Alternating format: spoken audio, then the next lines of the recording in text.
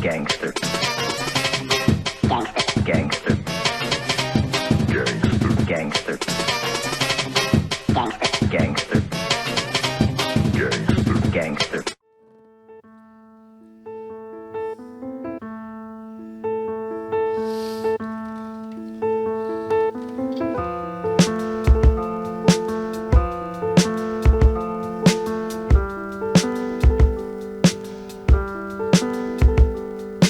Cold, damp, dark and expensive.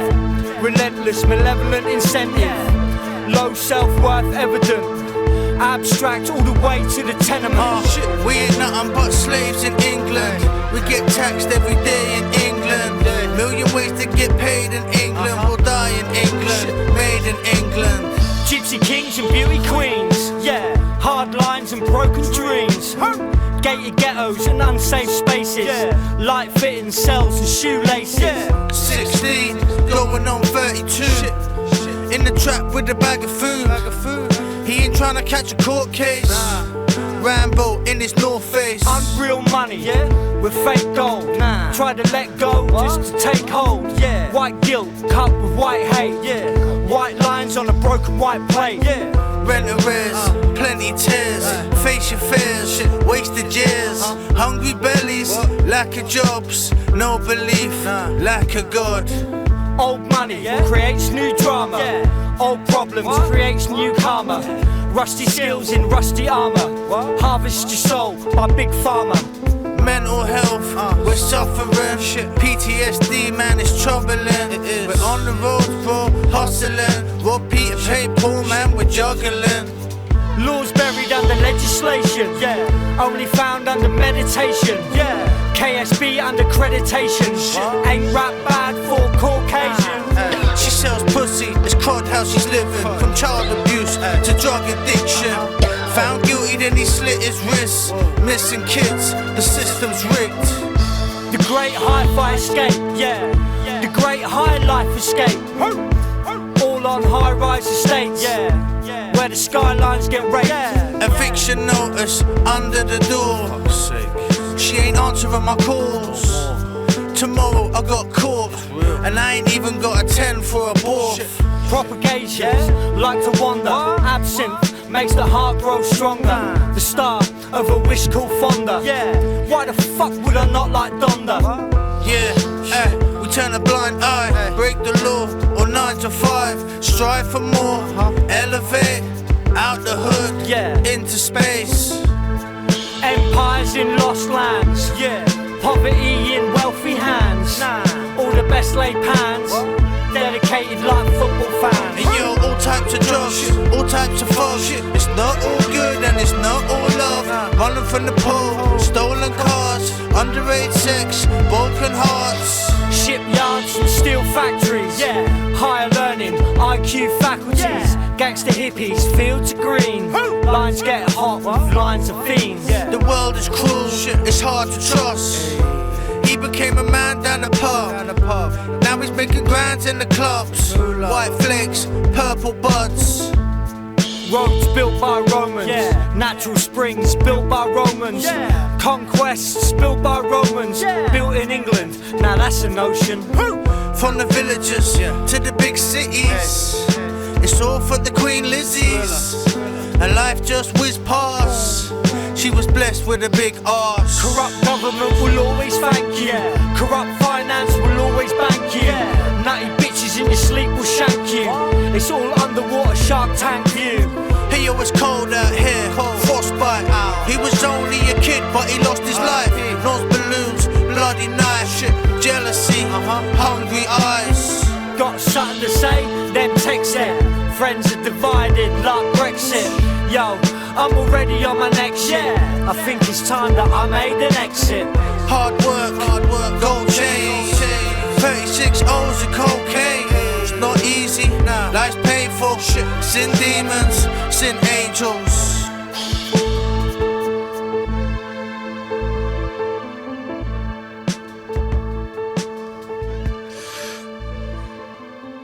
Yo.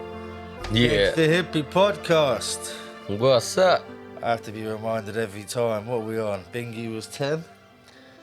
12. We're on 12. 12? Gangsta Hippy, episode 12. Yeah, we're on 12, bro. Shit, bro. Bro, yeah, big up the man like Leo behind the ones and twos. Always My boy Bucky B. say nothing. And a big special big up to our guest today, the one and only King Street Blues chef. Oh, go on, brother. You're saying well? What's good, bro? Good.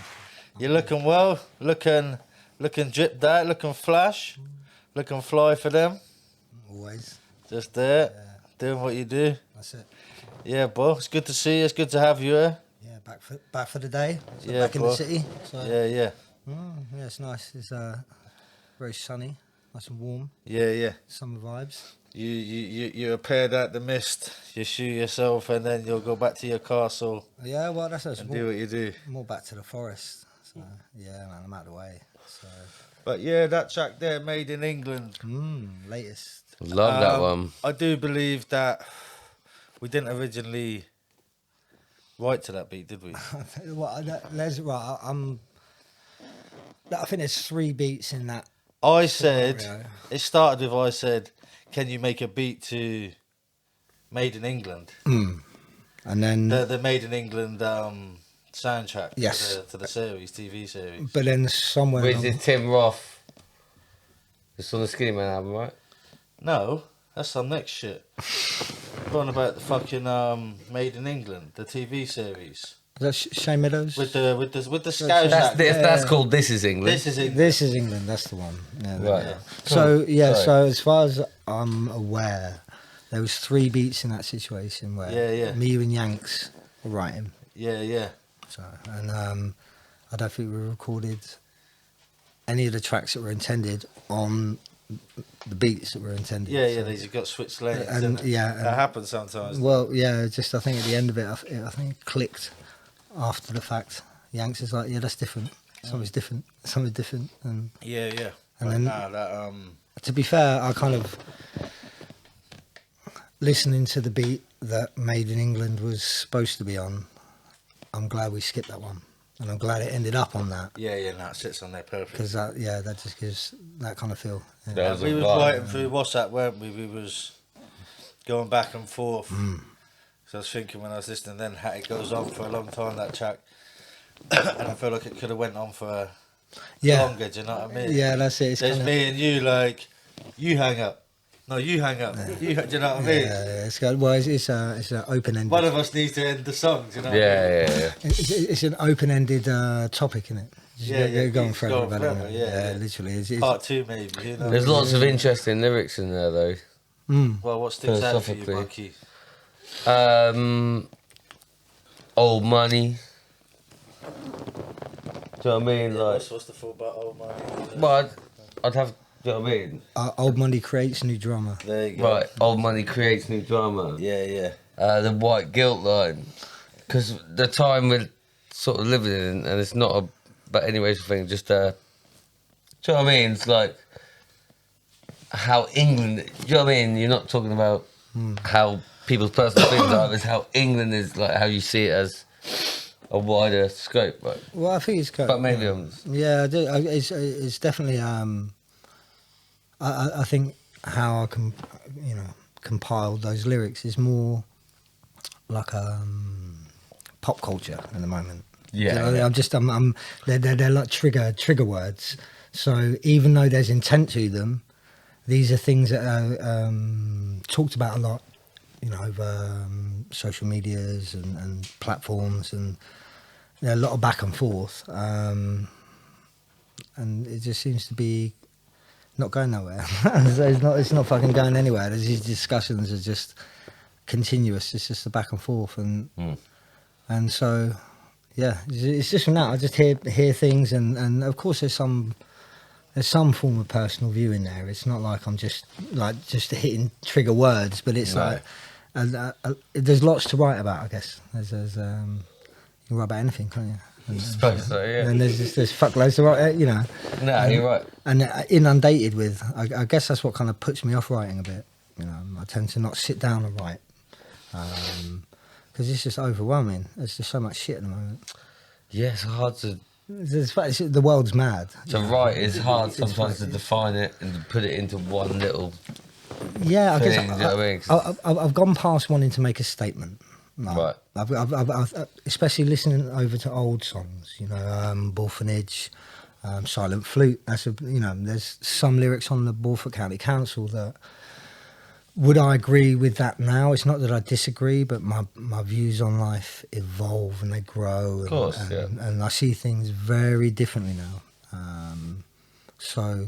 But I feel Made in England is a very, even though it's topical, it's not like it's not dated for a start. These are things that have happened forever. These, the issue. I think that's maybe what people don't talk about is that all these issues are just a continuum forever. That's like, as long as we've been in societies, we've had these forms of issues where it's just branded a bit different.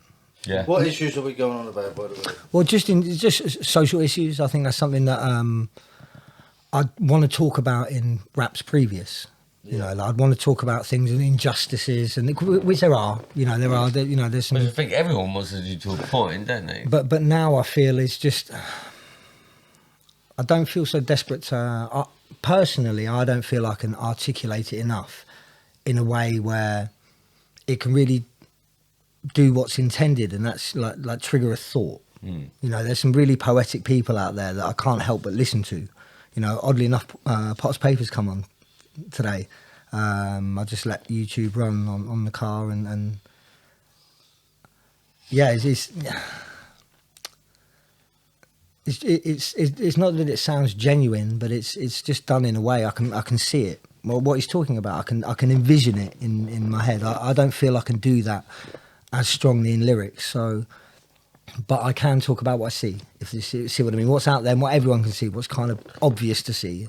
I feel that tracks, for me, the lyrics in that for me are quite obvious lyrics. I just do them in a fun way and hop on the beat. Sounding dope, man. Yeah, and I like that format as well. I like the fact that it's we go back and forth, because our content as there's points where it will cross slightly, but we're so... And you get the contrast with it. So contrast in our styles. Yeah. That the back and forth gives. Yeah. Do you know what? Because if not, I feel like I'm harping on too much. Yeah. Like I feel like by the time I get to the end of my 4, the end of my 8, then cool, I get to listen to licks. Yeah, for 8. I've done a lot of back-to-back songs with people. Do you know what I mean? We've done Most rappers, I'll eventually end up doing a song like that with them, because you're sparring each other, innit? It's like, we're both just riding the track together. We're both just, you know what I mean? and it's kind of a rap off in it as well. I'm not saying that you're trying to out rap each other, but it's a rap off in a good way. Like I'm effects, you effects. Well, that goes without saying. You have to think you're the best. Do you know what I mean? What you do, no, I don't mean it like that. But it's nice as a rapper. Do you know what I mean? To bounce off someone in a shorter amount of time, rather than just doing like a 16. Yeah. And then the other person does a 16. When you do it going 4 bar for 4 bar or 8 bar for 8 bar, you have to think about what. When two people are working together, sometimes sometimes they might try blend to each other's style. Yeah.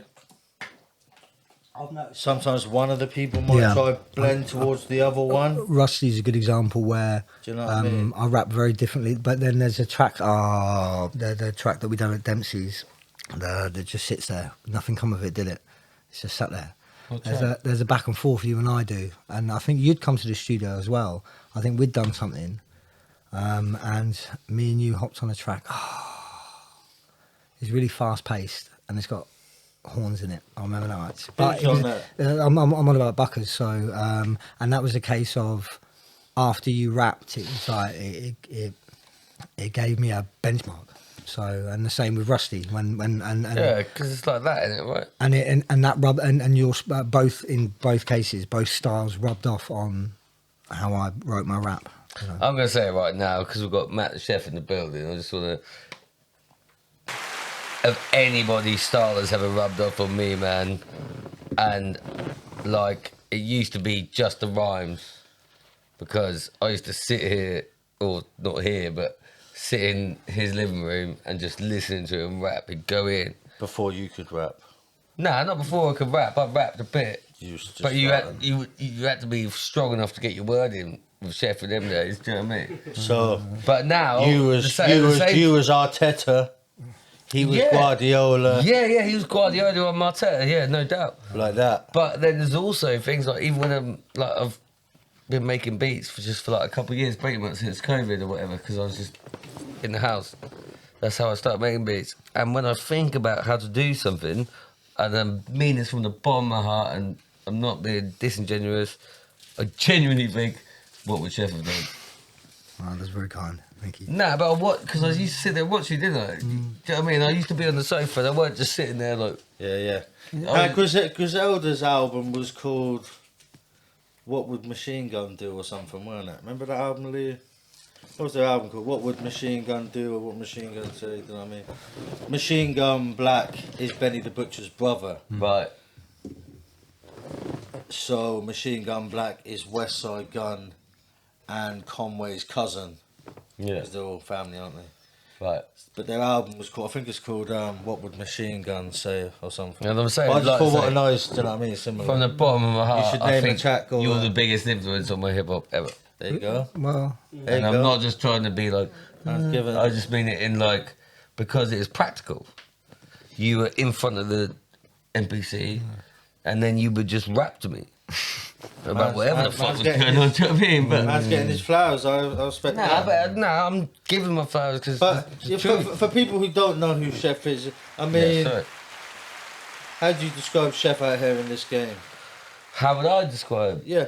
Chef is a meticulous music man that knows all his shit, knows how to do it, and also very strong and like conviction, like everything in his beats and his rhymes, everything comes through with conviction. And yeah, like he taught me not to give a fuck, do you know what I mean? Kind of taught me to be a hater in a good way. Do you know what I mean? But on a basic thing, boom. Chef, That's my guy, bro. Chef raps and makes beats. You know what I mean? Yeah, sorry, man. Has done for many years. We'll try and get to the story of everything. But first Yeah. of all, like, because I ain't even asked you. You blessed though, yeah? yeah, man, I'm good. You're good, Life yeah? is good. Yeah, life is really good. Really good. Alright, say nothing. Yeah. So you grew up in Norwich. Yeah, well, I started life in Thetford. So Okay. my uncle was going to come tonight and be on the podcast. But Yeah. My uncle was his own man, and he gets an arse on if he has to wait. So next time, definitely. Yeah, that's it. So, Yeah, but yeah. he was just he was itching to get bits and bobs done. So he's like, "Oh, I'm going to go and do that. We'll do this." Yeah, again." yeah. So, but So next time, let's get him on there, and do you know what I mean? yeah, he's a good man. Good man. So I grew up in Thetford. So well, I say grew up in Thetford. I spent the first 4 and a bit years of my life in Thetford. So Abbey Farm, and then because of work, my dad moved. Does anyone live anywhere else other than Abbey Farm? Well, yeah, in no, Thetford? well, 'cause- everyone lives in Abbey Farm. Well, innit? no, well, my uncle. Pretty big, to be fair. I plastered the school. There's my nan, granddad, and uncle moved on to, I think it was St John's, and that's where I went. I lived with my grandparents for a bit. I lived with my uncle for a bit. So, but that was later on. But yeah, we moved to Norwich around '85. And then just went from one shithole to another. So I went from fucking. Well, we started off in Sprowston. Sprowston's a nice area. alright. Yeah, it's alright, it's quiet. Yeah. But then we moved to Mile Cross. Yeah, And that was, touch and go. and then Shout out to Mark Cross. and then after that, There's both. definitely some alright parts of all areas, isn't Yeah, cool. Well, okay, I see a lot different. I'm in my. Because you can have one bad road in an area. But I don't Do you know even. what I mean? I don't even see them like that no more. Yeah, You yeah. know, I roll. I've never I roll through, and it's not. Hey, carry on, innit? Yeah, well, I mean, I roll through, and it's just not the same as I saw it. But yeah, Mile Cross, then from Mile Cross to Beauthorpe. So that was And R5. and R5, the formidable years. That was it. We moved there in '90. Kind of started high school. How did you find school? I didn't really. I was there for a year, and then that was it. I was in the streets from '93 to '95. So yeah, that was, and then yeah, that was it. Moved away, Kings Lynn, as you do. Yeah, Yeah, man. That was my time in Norwich. Whereabouts in King's Lynn? Oh, South Lynn. But no, I'll tell you what, like, it was good. No, I didn't mind Lynn. Like, I went there a bit different. I was, a Norwich boy in Lynn, so I got into a few dust ups, as you do in Lynn. But then, it was like I was there for I was in foster care, so I had a good foster family, and like started working, and no crime, no. I was still in the streets a little bit, but not like that. I was just instead of being, a punk in the streets doing dumb shit. I was just a kid in the streets. Like go to work every so often. I'd have money. I think that's the thing, is that like when you got no money and you got no way of getting money, like. You want to go out and get money. It's that simple, innit? You can't get by. I never wanted to be I never wanted to be a fucking bum. I never wanted to be broke. And for a period in my time, I had no choice. I had to get money. So you do undesirable, unsavoury things. But then as soon as I could get legit money, I always wanted to be a chef. Right. So as soon as I kind of got a job in the kitchen, that was it. I was swept away with that. How old were you when you got your job in the kitchen? Oh, well, I was 15. It was on Mothering Sunday, number 24 in Wyndham. Okay. Yeah, doing desserts. Well, you remember it like that, yeah? Fucking hell. I could tell you exactly what desserts he had. Mate, He had, changed your life, though, didn't it? Yesterday. he had a syllabub on. There was also a pastry choux, tricot. Yeah, and there was Emma Feltham and a girl called Caroline. I remember. The girl called Caroline. Caroline. Blushing over there. Who the fuck She is needs a this? golden calculator to the back. Well, look, this is like, Yeah, big them up. That's where I sort of switch. Now you see, like, being young and ignorant, you see people doing things, especially on a street level, and they've got money, and they seem like they could, like, the stories I heard people doing, and you'd look up to that yard, like they did, But then I saw the stress that come with it, like having to visit people in prison, kids having to go visit their parents in prison, being in prison. Jail's no joke. Jail's no joke at all. And I was like, everyone I know is going down that route, and I got opportunity not to. And it was desserts, money, and girls. I was like, it's a fucking no-brainer. Like, it's a no-brainer. Like, what the fuck? And free. And do you know what got It me? sounds like you could combine the three. Do you know what I mean? Yeah. I got some kitchen tales. I got a couple kitchen tales. You got kitchen, what do you mean? I got a couple kitchen tales still. You'll always find me in the I remember one, yeah. Oh, yeah. I was. Hold on, let me think when this would have been. Let me figure out dates. This is when I was in Britannia House in like 2006. Do you know what I mean? And I was in Britannia House, the cafe. The cafe outside the prison. So all the screws and the governors and the visitors and stuff are eating there. Do you know what I mean? I remember But liking. it's not like you're going around spitting in there. It's not that. Oh, no. Most of them are fine. They're just people. It's blessed. Do you know what I mean? But fucking the big African guy, I forget his name, security lad. I can't even remember. I'm not even trying to mock his name, but big African guy, prick. Do you know what I mean? But we've got all the roast dinners set out. We just have to heat them up in the microwave. They're already ready. Just heat them up. Do you know what I mean? I'm just heating them up. I haven't been told what. I give him his thing, and he's like, I said I didn't want potatoes. Take the potatoes off. Like this, spoke to me like this. Was you he know? Spanish and African? African. Do you know what I mean? I was like, yeah, no problem, Gov. Sorry about that. Do you know what I mean? But the way he spoke, I was like, nah. Spat in the roast. My mate Denzel from Cambridge, he's like, hey, all right, Steve? I was like, nah, that cunt. He's like, what? Fucking give me that. So he's gobbed in it as well. Do you know what I mean? So, boom, heated that up. There should be The a new governor segment is- on the show, Ricky Nixon's kitchen story. No, wait, that's not. What? That's not even it. I worked in the kitchen So now this is 2000, this is 2005, and I'm in Norwich, and I'm working in the kitchen, and I'm the sandwich maker. Right, so you got A wing, B wing, C wing, D wing. So everyone's picked their meals. I get a piece of paper in front of me. A wing wants 5 egg sandwiches, so I put out 5 pieces of bread. The butter, then put the egg onto the A wing. E wing's where the nonsense are. Do you know what I mean? And right, so I'm in control of the sandwiches, bro. Do you know what I mean? So I don't know how graphic What to was get. the most popular sandwich? Hot tui. They loved my sandwiches, bro. What was the most popular one there? meaty. Huh? What was the most popular one? Oh, fuck, you're talking fucking 20 years ago. Do you know what I mean? But everything you can imagine went in the nonsense sandwiches. Do you know what I mean?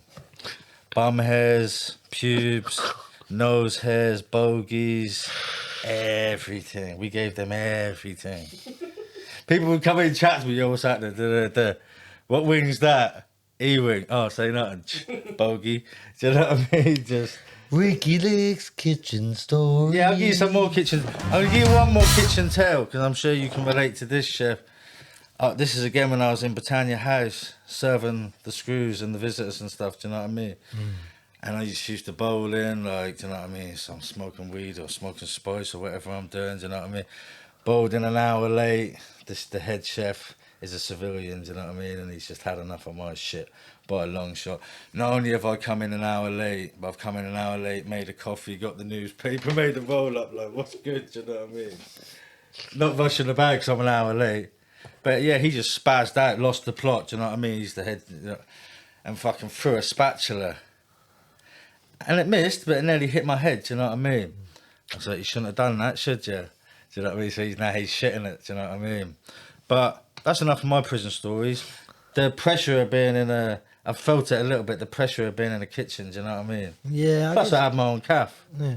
So, well. Do you know what I mean? Yeah, I not that I already worked there, but, you know, the catering thing is not for everyone, is it? No, you got to be on the ball. You know, it's been, you know, I've had a long career, 28 years nearly.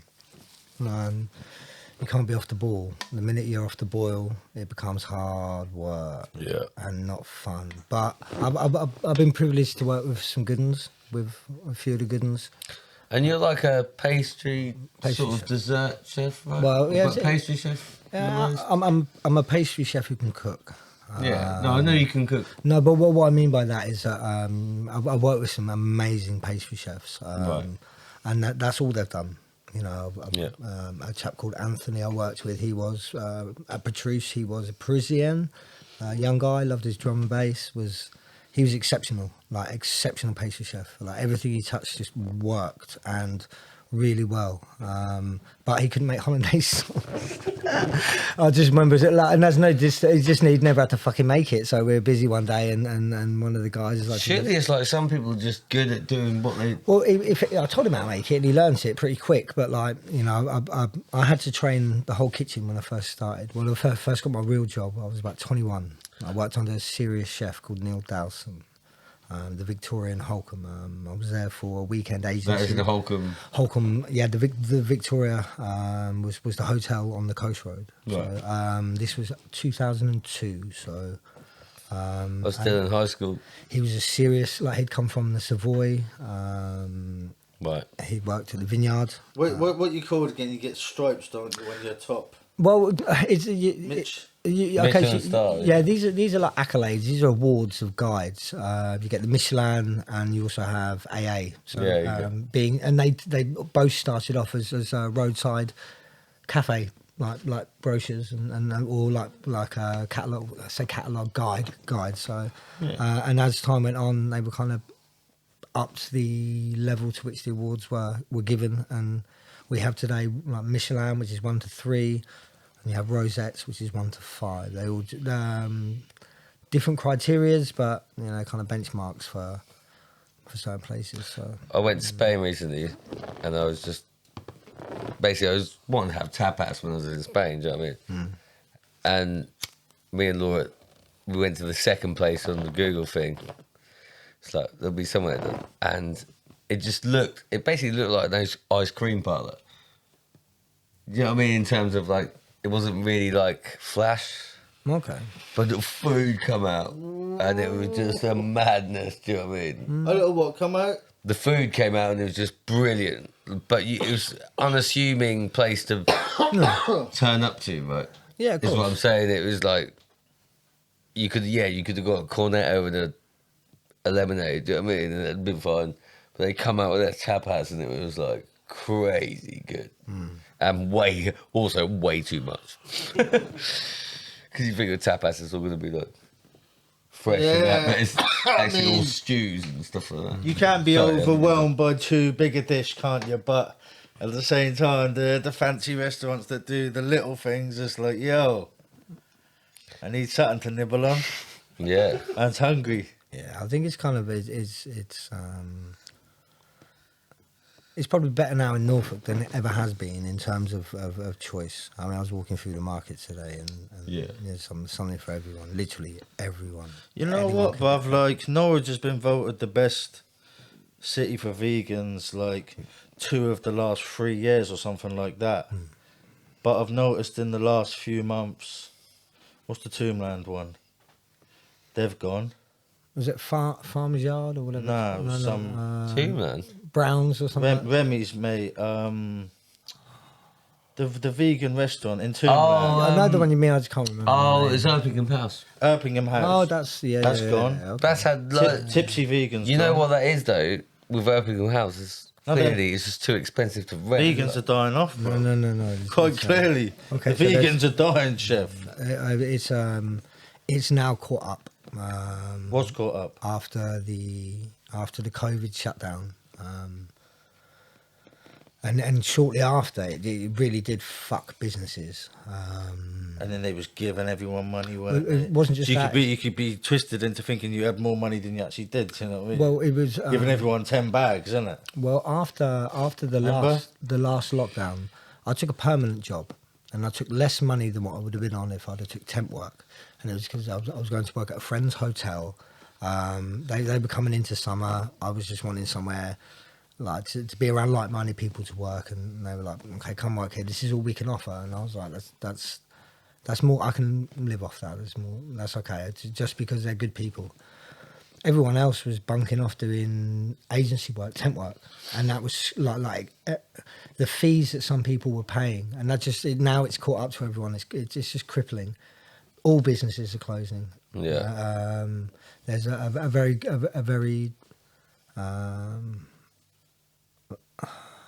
a very high-end restaurant just closed in Norwich on St Benedict's. It's one I'm very fond of, and they just couldn't make the numbers work.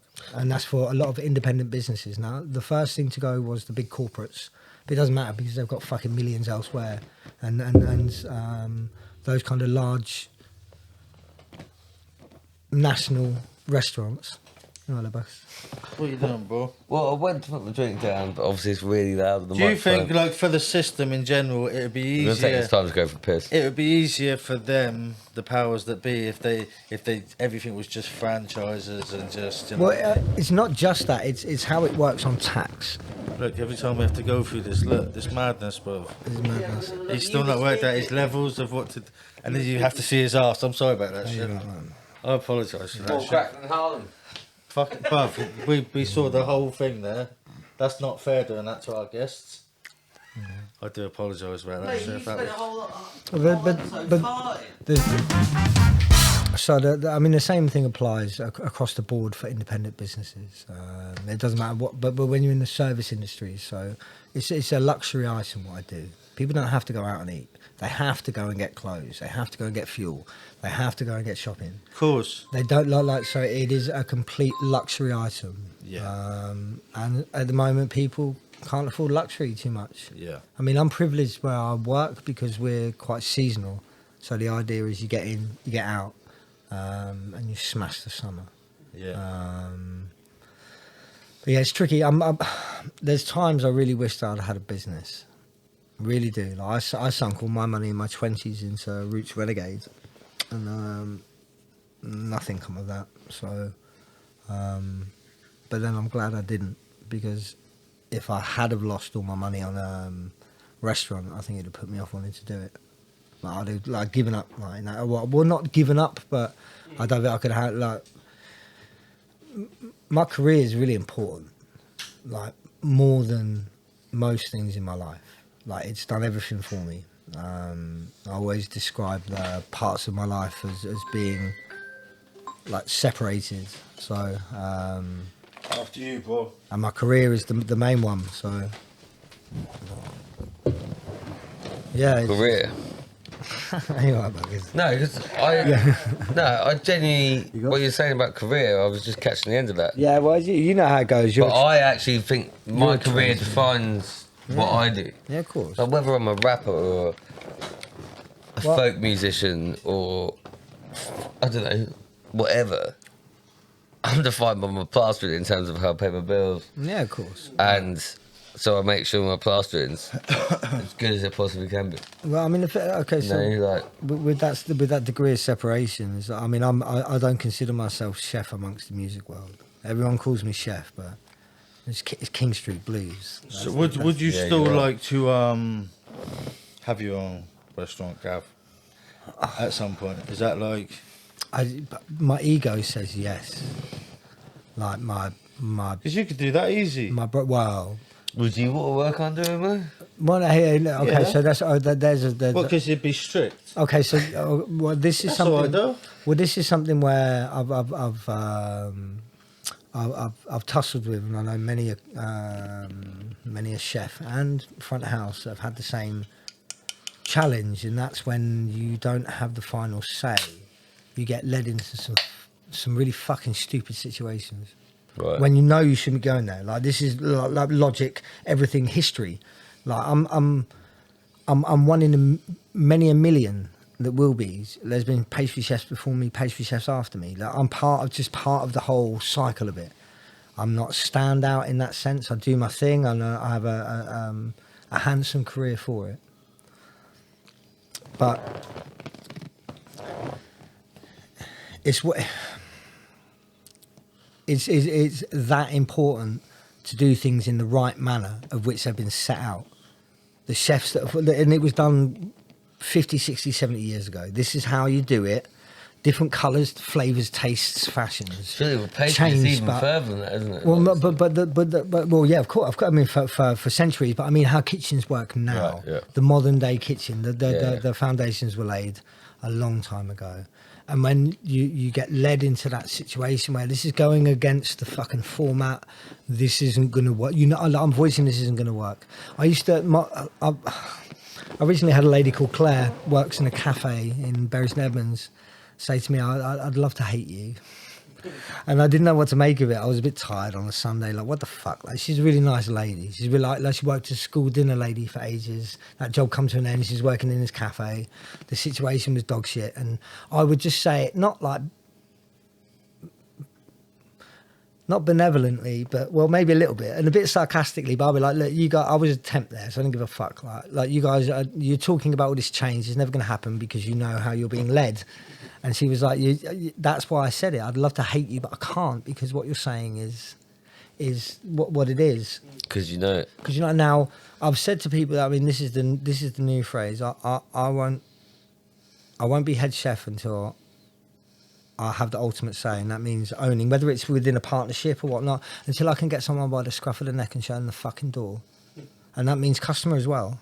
Like honestly, that people need to learn how to fucking behave. Is there a thing in the food world where there's like, it's better for the head chef not to be the owner? No, absolutely not. In my personal opinion, and I'll use a few examples now. I'll use Andrew Jones, even though he's now focusing on Farmyard Frozen. Andrew Jones has been a great one for that.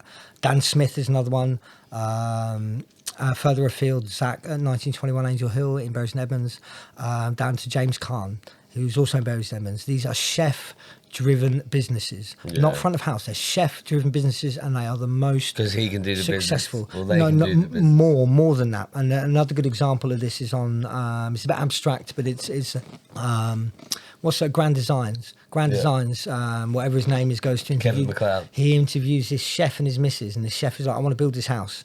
And he just laughs at it. He was like, he's never going to get it done in time with the money. And sure enough, chef just digs in, mate, does the whole fucking lot himself. But on, Kevin on McLeod time. is also wrong in this, but I'm But putting out there. let me get the point. Like, this is regardless of whether he is like the chef gets it done on time, under budget, and he's like Fair play, yeah. and that's the difference. And that's what I found is chefs are really pragmatic.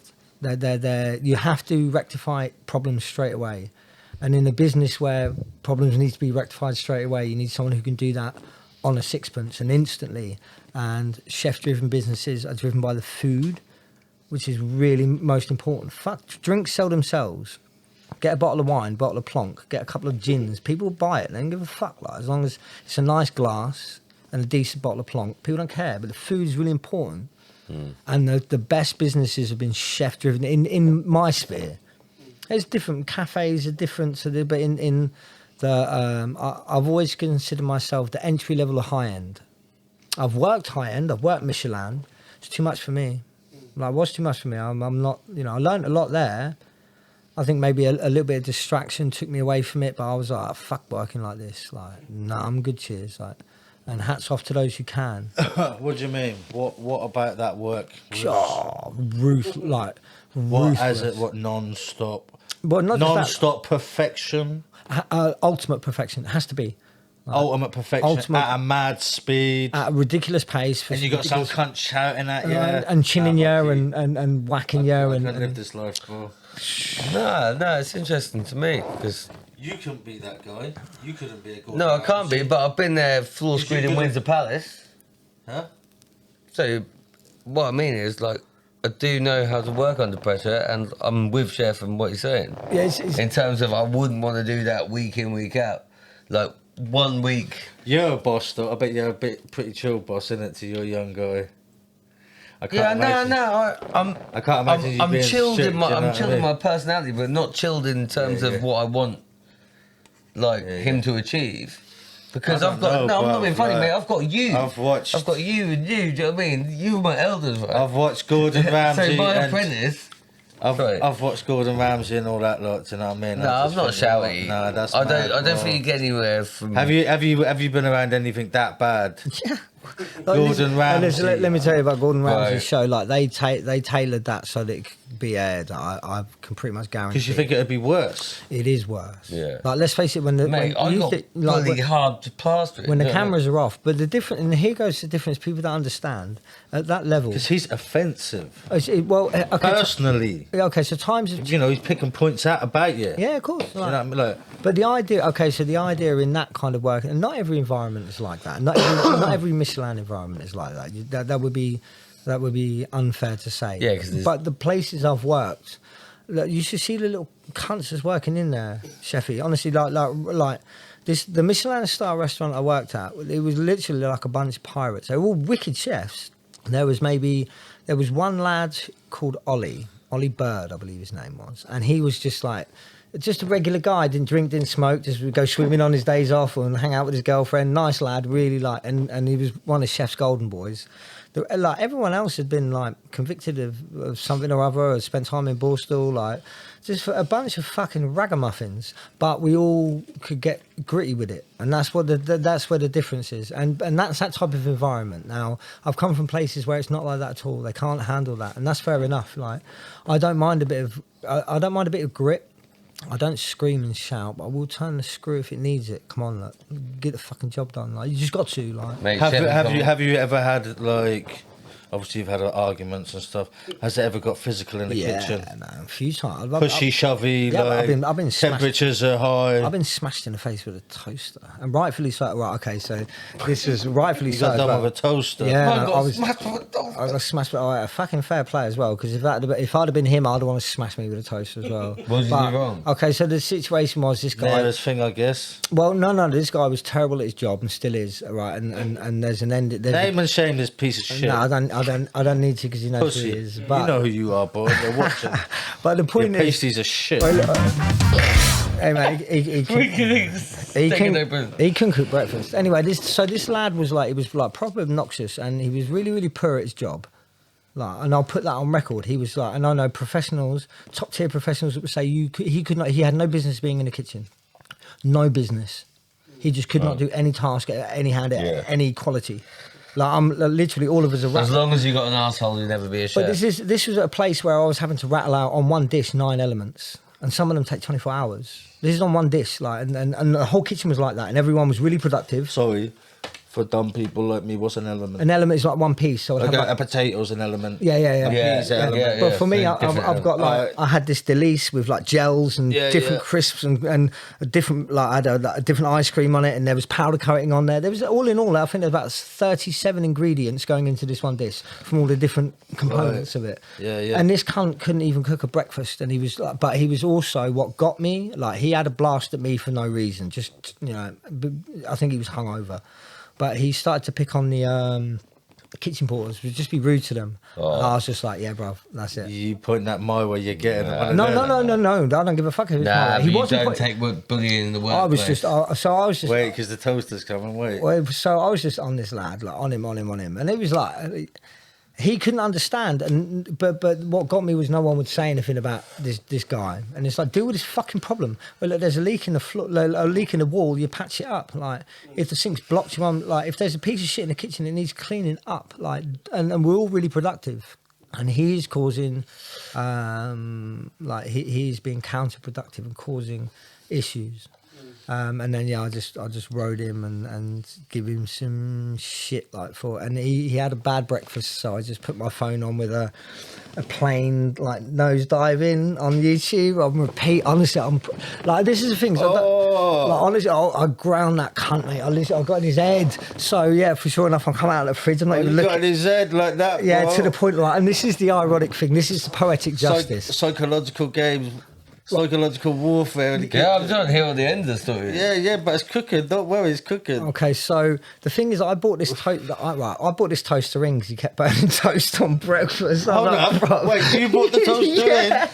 Oh no, this story just took a turn. Wait, bro. So He's brought his own whip. because He's about to get licked with because he had this fucking grill that he couldn't use, and it's like, yeah, you're in your 30s, you can't. My 4-year-old nephew can cook toast. What's wrong with you? Like this is, and this is where you like. You do that every day, and that's 2 loaves of bread a week. The 2 loaves of bread a week soon amounts at the end of the year. Every fucking penny counts. And that's not your money, so you just may as well get the boss and get him to do that over the fucking bin. You prick, like, leave the whiskey alone and just cook the toast. There's a lot of starving pigeons, bro, we could do with that bread, you know what I mean? By the way you cooked it, you'd kill him, mate. Honestly, you could, like, depopulate Norwich's. We need that bread. So, like, I'm coming out of the fridge and it just wham, smashes me with a... Wait, because that took a turn. So hold on. He just cracks me with this. He's got his toast in a tray and he's just like, wham, right in my chops.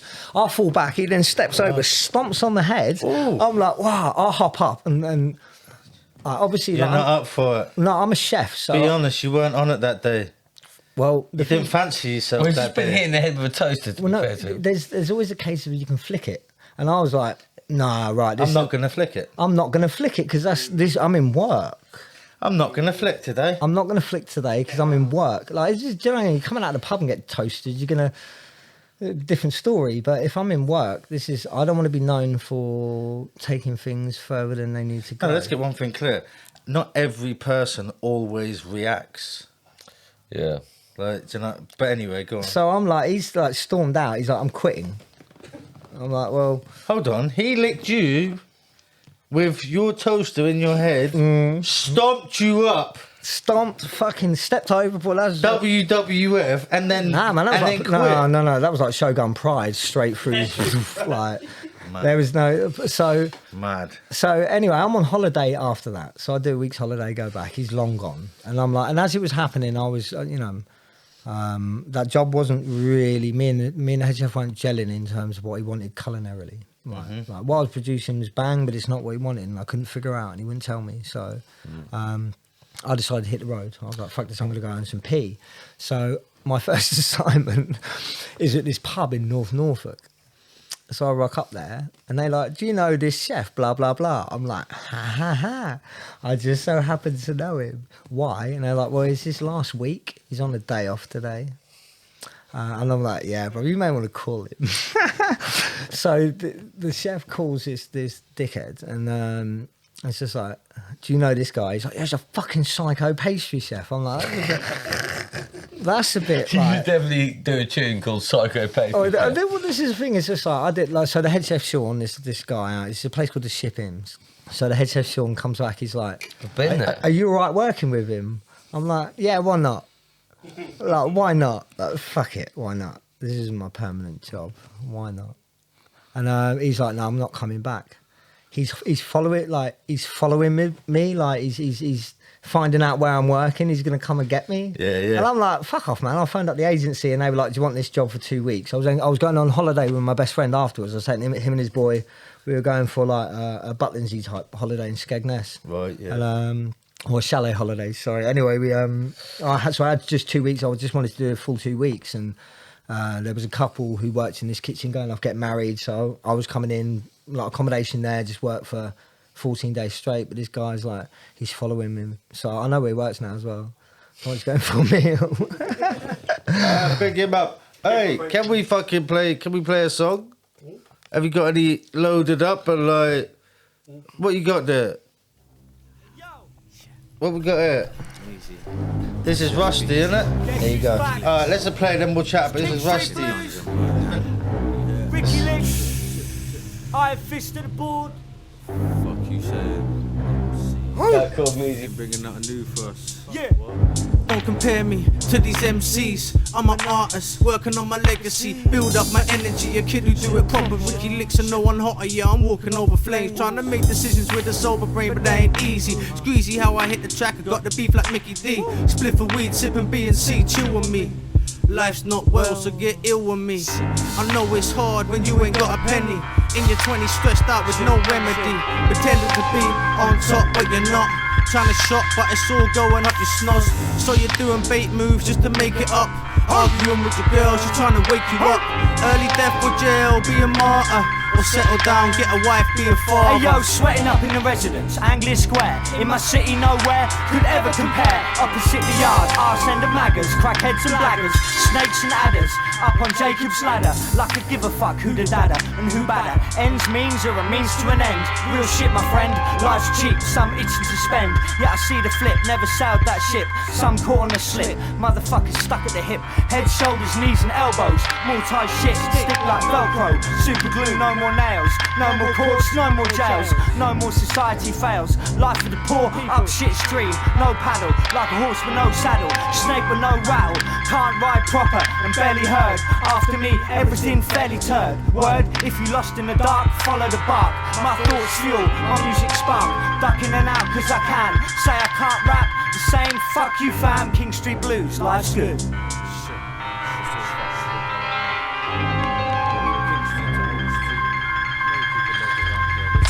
Hit you in the glitty, licks get busy, lick the bitch so hard, head get dizzy, yeah, it's Sin City.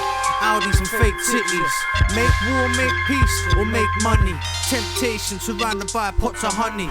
In the eagle's nest, there ain't nothing poppin'. Too many man dead out and never needed something. Living off your brother's name, I can see you frontin'. I lurk upon this earth, blood-stained shirt. One-way ticket to the center of your nerves. Blessing with a bird, stressing so I heard. Little man wanna test, so I heard. Well, little man can get touched, that's word. Blacked out, tinted, eyes squinting. I might kick back, let you act out. But I seen too much shit to ever back down. Guess who's coming round? Chefy coming round. Open up the floodgates, my music rain down. Rappers fucking drown, especially the fucking clowns. Dumb creps, caught in the mud, couldn't leave. Red-nosed ting, no wonder some couldn't breathe. For all I lost, I try not grieve. Waste of time, some misplace the time. I won't misplace my rhyme.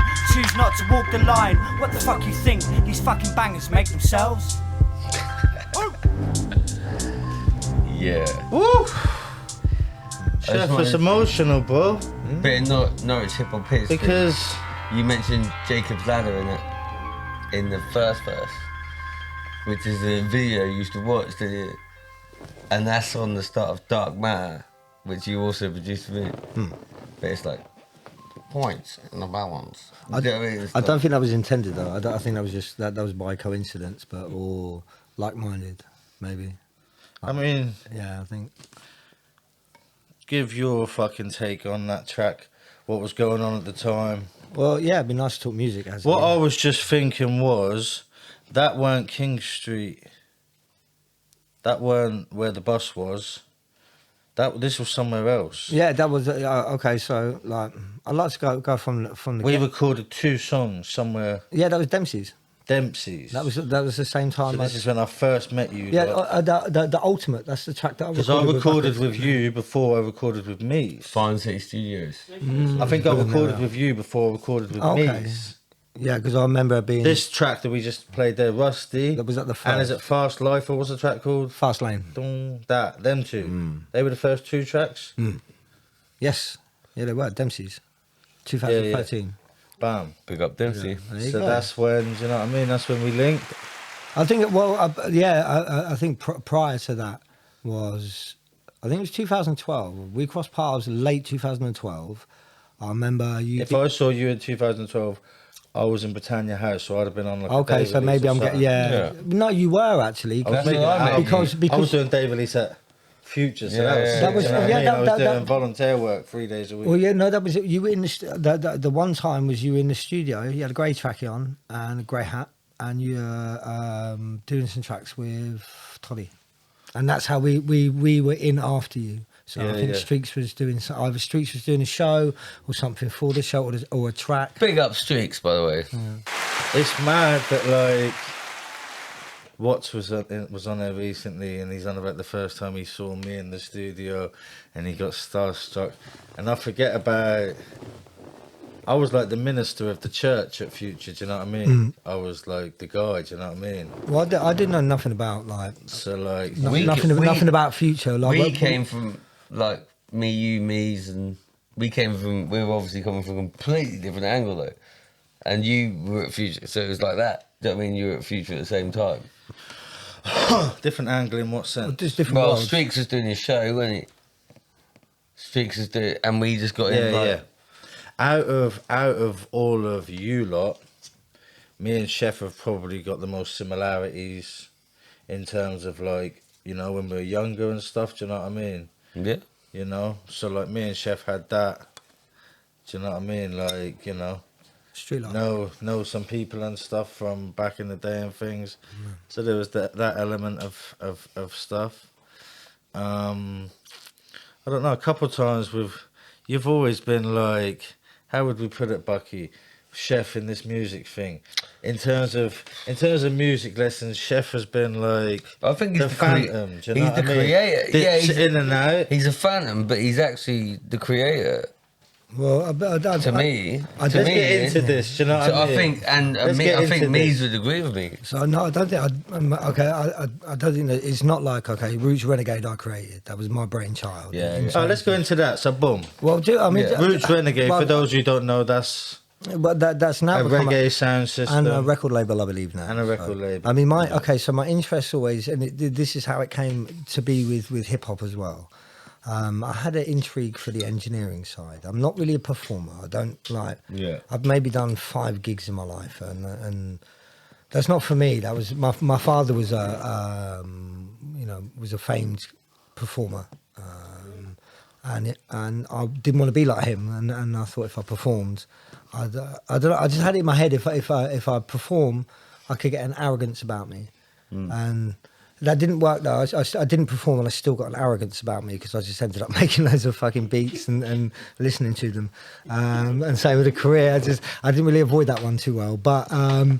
Like the Roots Renegade was more. I was interested in the calm that came with reggae promotions. There was never any fights or anything. So I remember a the conversation nights with you once, and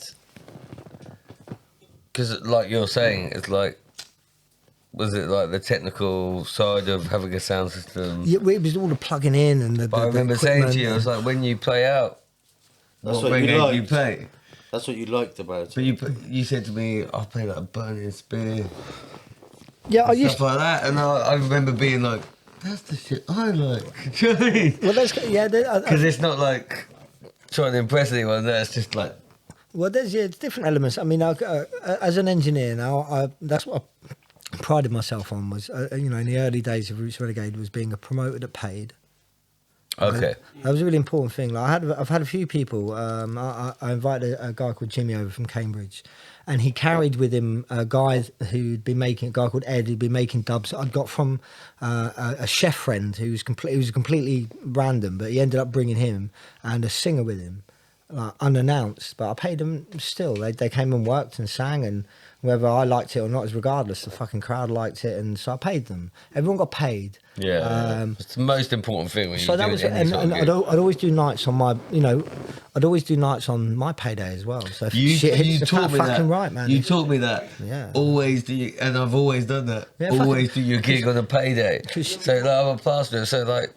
you can have. Do you know what I mean? If I've got 600 gig cash, I've got enough to pay for the gig, and Listen, one thing I've I'm learned- about to lose a week's money if it goes Well, badly. I mean, with- if it goes One thing well. I've learned about being a fucking dope promoter like me is when you're giving all your artists fucking coke and fucking weed and drinks Yeah, and man. sorting their ass right out, you know what I mean? Fuck, well, I mean, All I'll fuck, say is it don't get reciprocated when you go to their gig. No, You of know course what I it mean? Well- No, I remember going to a gig in Coventry. It's like, Can you remember when we turned up at fucking can- Exeter? Can you get us a G? Do you know what I mean? Cheeky line each. We're doing a gig in Coventry. We can't get. Bear in mind, there's What? 10 of us. Hold on, we're in your ends, bro. Like in a club. Well, some people- Furthermore, like some people don't roll like that. So, I'd have to say as well, though, that's one thing with Renegade. There was times that I never put any drug money into it. Like, I wanted it completely off my own back. I didn't want to be in that world where I saw a lot of it. It's the music industry. Let's be very, very honest here. It's an easy way to get rid of money. Like music and food, like disappears. The shit just disappears. It can't. It either never to be seen again, or comes out in brown logs. Do you still The listen shit to the just music disappears. at all? Sorry. Do you still listen to the music at all? Like the stuff that you would maybe been playing out? or- Do you know? Oddly enough, you should say that because I've been listening to. what are you on about reggae? Yeah, but Yeah, because Chef had like dope reggae Yeah, sets. yeah. You know what I mean? I remember him. for me, I kind of like with a lot of things that like, especially with that in the hip hop world, like for both of them, like that's I've never. Like, I thought they were at one point, but then not my world. My world's in the kitchen, Right. like 12 hours a day. I can do 6 days a week. It kills me on my 7th, and there's no place I feel more comfortable in terms of activities doing other than a gym. You know, Yeah, if but in I'm terms s- of music that you like listening to, like, Wait. sorry, I didn't mean to interrupt. No, Sorry. yeah, go ahead. Next up, go. Yeah. All right. Well, I was just saying, it's like I ended up on a journey very different to what I thought I was going on. Like with the sound system side of it, it taught me a lot about phonics. It taught me a lot about recording. I've got so many sessions on tape that just sound beautiful. They just really sound. They sound like they did live, and that's something that's really difficult to catch, especially with Really, like Roots handmade. Renegade. Yeah, Like, that's it. From So- the desk. no, this is from like preamps and stuff. I just record Right. straight into tape, like live sessions. I've got like quite a few actually. So Yeah, we don't. You should put them on. Like I should leave them exactly where they be. I reckon. So Okay. You know what I mean, though. It'd be- yeah, no, I'm sure some people would like to hear them, but they're mine. So Yeah, fair play. they'll sit there for my grandson. So Yeah, yeah, who that's turns dope, who though. turns 2 today. Yeah, I like that. At least someone will get to hear them, do you know? Well, yeah, and that's it. Like, happy birthday to my grandson Leo. He Today? turns 2 today. So Say nothing. Happy birthday, Leo. yeah, he's a good boy. So yeah, and I discovered something very different. Like my first proper reggae gig was at Zoom, which was on Prince of Wales Road. For those who don't know, before all the independent clubs kind of closed down. I remember Zoom. Zoom was upstairs. It was a little bit grotty. It was cheap, and it was a Rebel Lion gig. And I was mesmerised. I was smashed up my face, really stoned, looking at these weird dudes hanging around this fucking tower of stuff with a record player on top. I was like, "What the fuck is this?" Like, and then just having my rib cage just massaged for 6 hours, like with the occasional bit of Horace Andy echoing in the background. It was fucking lovely. It was a really, really nice gig, and it was a lovely intro into it because The bass was massaging you. Oh, honestly, I'd never felt so comfortable, like so relaxed as the next day. It was like I'd been to a fucking sauna. It was brilliant. It was, very good at what they do. And as I kind of got more and more into it, and go to Look bad, there's some geezer giving you a massage, some dreadlock, Mate. ketamine. I will Yeah, say yeah. right now what No, I'm Chef's joking. saying. Like when I was going through a bad time in my life, I went to reggae gigs, Yeah. and yeah, it is the sound system and how it all Just- feels and just everything. fucking But rumbling. it's also the lovely tunes they play Well, I mean, it's that like yeah. that I wouldn't have been able to source myself, right? Hmm. Do you know what I mean? And yeah, there was a period in my life where I literally used to stand in front of reggae sound system and just go, give it to me. Yeah. Yeah, you ain't got to tell me, bro. It's beautiful. No, but it's beautiful music, I'm isn't talking it? to Ricky Licks, bro. So Symmetry, 2015. I was there, bro. I thought you kicked over the old I was stage. there, fam. But now go on, chef, because I can see you cooking. Go on. So yeah, it was. I mean, and I end up in this situation where I'm you know, I'm plugging in and I'm using this ridiculously high-powered, fucking loud sound system. But there was more to that. It was kind of playing it. You know, reggae is a peasant music, and old tracks are made in a peasant way, man. There's just cut corners, and some of them are mixed like shit. It's a beautiful piece of music that's just been mixed shit. It was like there's a period kind of from 78 to 82 for me is phonically is my favourite period within reggae in terms of the post-production. So and who are the recording. artists in 78 to 82 then? Just for... Well, it's not so much artists, it's more record labels. Producers. Okay, so, Yeah. no, but- so what was going... Okay. God, For I'd have better to dig deep for that, but for the first one is probably Jammies, Bullwackies. I actually got a dub plate recorded in my attic by L16, and it was really nice actually. It's probably the nicest recording session with a reggae artist. He's really chilled, rocked up. He's doing a show in town, and my friend Ed was putting him on. So Ed was like, he's after some work, which means dub plates. So I'm like, yeah, I've got something for him. And no one else from the sound was there. It was just me and him. He kind of rock up with his missus. He's been laying carpet all day. He's rock up, he's like, I'm hungry. What can we get? I was like, fish and chips around the corner. He's like, fish and chips it is. We have a munch, and the ladies stay downstairs and chat, and me and Earl go upstairs, and I'll give him this intro, or I'll give him this hook, and he's like, yeah, cool, no worries. It's like, we'll record it, and then we'll do ad libs and not ad libs, but intros afterwards. So, and then I kind of sing the hook to him, and he's like, yeah, no problem. So, and it was over this Bullwackies track, and yeah, he recorded it one take. I was like, do you want to do ad libs? He just looked at me, he was like, do you think they need it? I was like, no. So there's no fucking, he doesn't need it, it's L16. And then he does an intro, and it's just really nice. Like, it's exactly what I wanted. And it was like, to this day, it was my favourite one. Well, not my favourite. Yeah, my favourite. Okay, I'm going to say my favourite. It's not the best. It wasn't the best.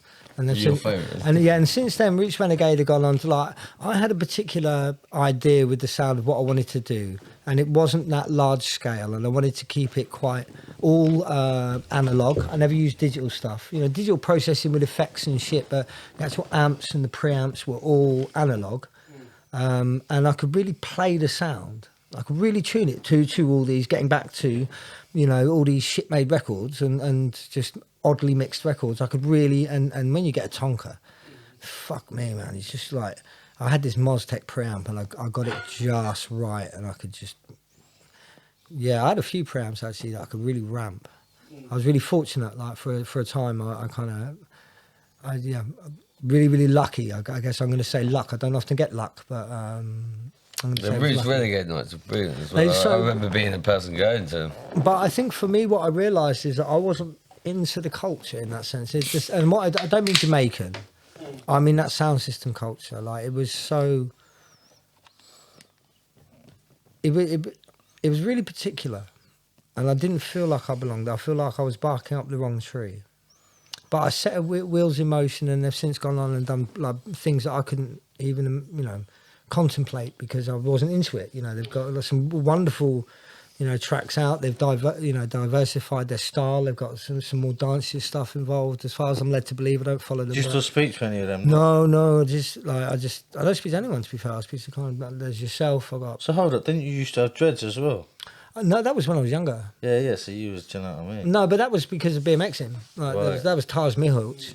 Yeah, So when I was younger, I was like mesmerised by this fucking lunatic on a BMX, and there was no way. I hurt myself many times trying to copy this cunt. From And he had Beaufort. dreadlocks. So Seb From Beaufort, Richard. With dreads. No. Do you know him? I knew a few guys, but like to The be guy Richard. no, but to be Dreads. no, to be fair, I remember. BMX. No. This was way after. Like I got into BMXing when I was in foster care. So Right. this was when I was in Norwich. I was in the streets, and that was it. Like from the age of like 12 to 14.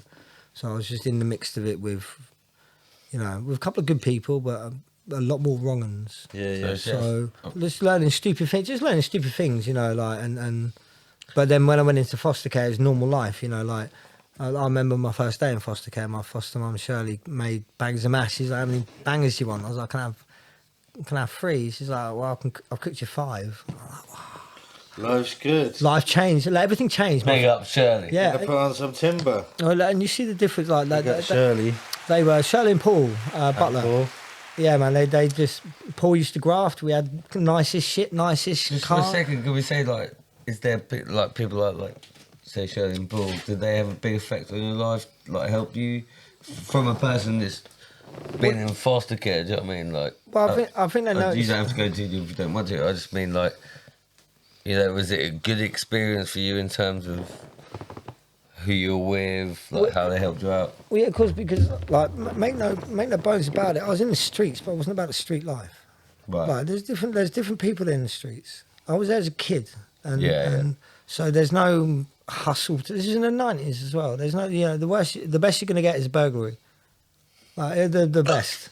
Like Yeah. that's all there is. There's nothing, and it's not like I can work on nothing, and you're stealing bikes, doing whatever. Like like doing favours to people you shouldn't be doing favours for fuck all money, and but then there's I got swept away real young. I was 14 when I got moved out, and I could live like a kid again. So in foster family, I was going to school. They're like, you can stay with us, but you got to go to school. I was like, fair enough. I kind of lived a relatively normal life. Got a job, so it's all. I wanted to do shit, like, do you know what I mean? Like I couldn't have done all Roots Renegade. I couldn't have done all music lesson stuff unless I had money. I needed money, and I didn't want to risk. I just didn't want to go to jail. Yeah. It's that simple. I didn't want to go to jail. Like I didn't want to be spending. My best friend got 7, and that was the best place for him because he was wild at the time.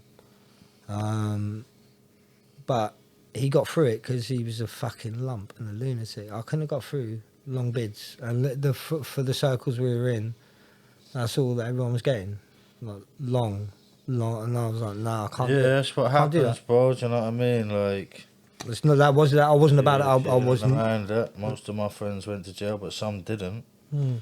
Some friends were doing exactly the same shit as me, and they just didn't get caught. Yeah, but my fucking luck, like that's how I saw it. Yeah. Like my luck is that like I got caught for everything else. Well, didn't they catch me for anything? So get a bit hip hop about it though. 'Cause What? then what was the hip? So all through all this time we've talked about, what is your big hip hop influences? What is got you into being?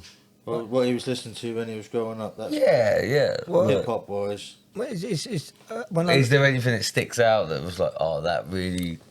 no, not really. I think. Producer wise, Well, okay, definitely that. Like producer wise, in terms of okay, 'cause when you got into hip hop, who were your favourite producers? definitely Dilla was high on the list. Yeah, that don't surprise me. J Rules from Lone Catalysts. Is that English? Yeah, American. So they're I think they're from Cincinnati. Okay. That was a kind of super rapping era. Who's your homeboy from West Coast that you? I think you'd email. Do you know what I mean? You'd send a few bits back and forth. Oh no, there was a yeah. I Was was it Third Eye Focus or something? no, there was a guy. There was a rapper. Well, yeah, we chatted for a little bit. I guess he was a little bit of an influence. Sorry, I don't mean to digress. But he used to do he was producing at the time in terms of stuff I listened to. I listened to everything that wasn't West Coast. By the time I realised the difference, what West Coast and East Coast was, or by the time I understood the difference, I'm more favoured East Coast, and that shows in a lot of the music that I've made. Cause So I it's noticed you haven't said Wu-Tang or RZA, well, not really. Wu-Tang and RZA came later. which was a massive influence on Meezy. Yeah, well, just different. I think for me it was more there were a couple of beats that maybe were influenced by Wu-Tang. More of Fourth Disciple. And mathematics. Mathematics was I preferred more mathematics.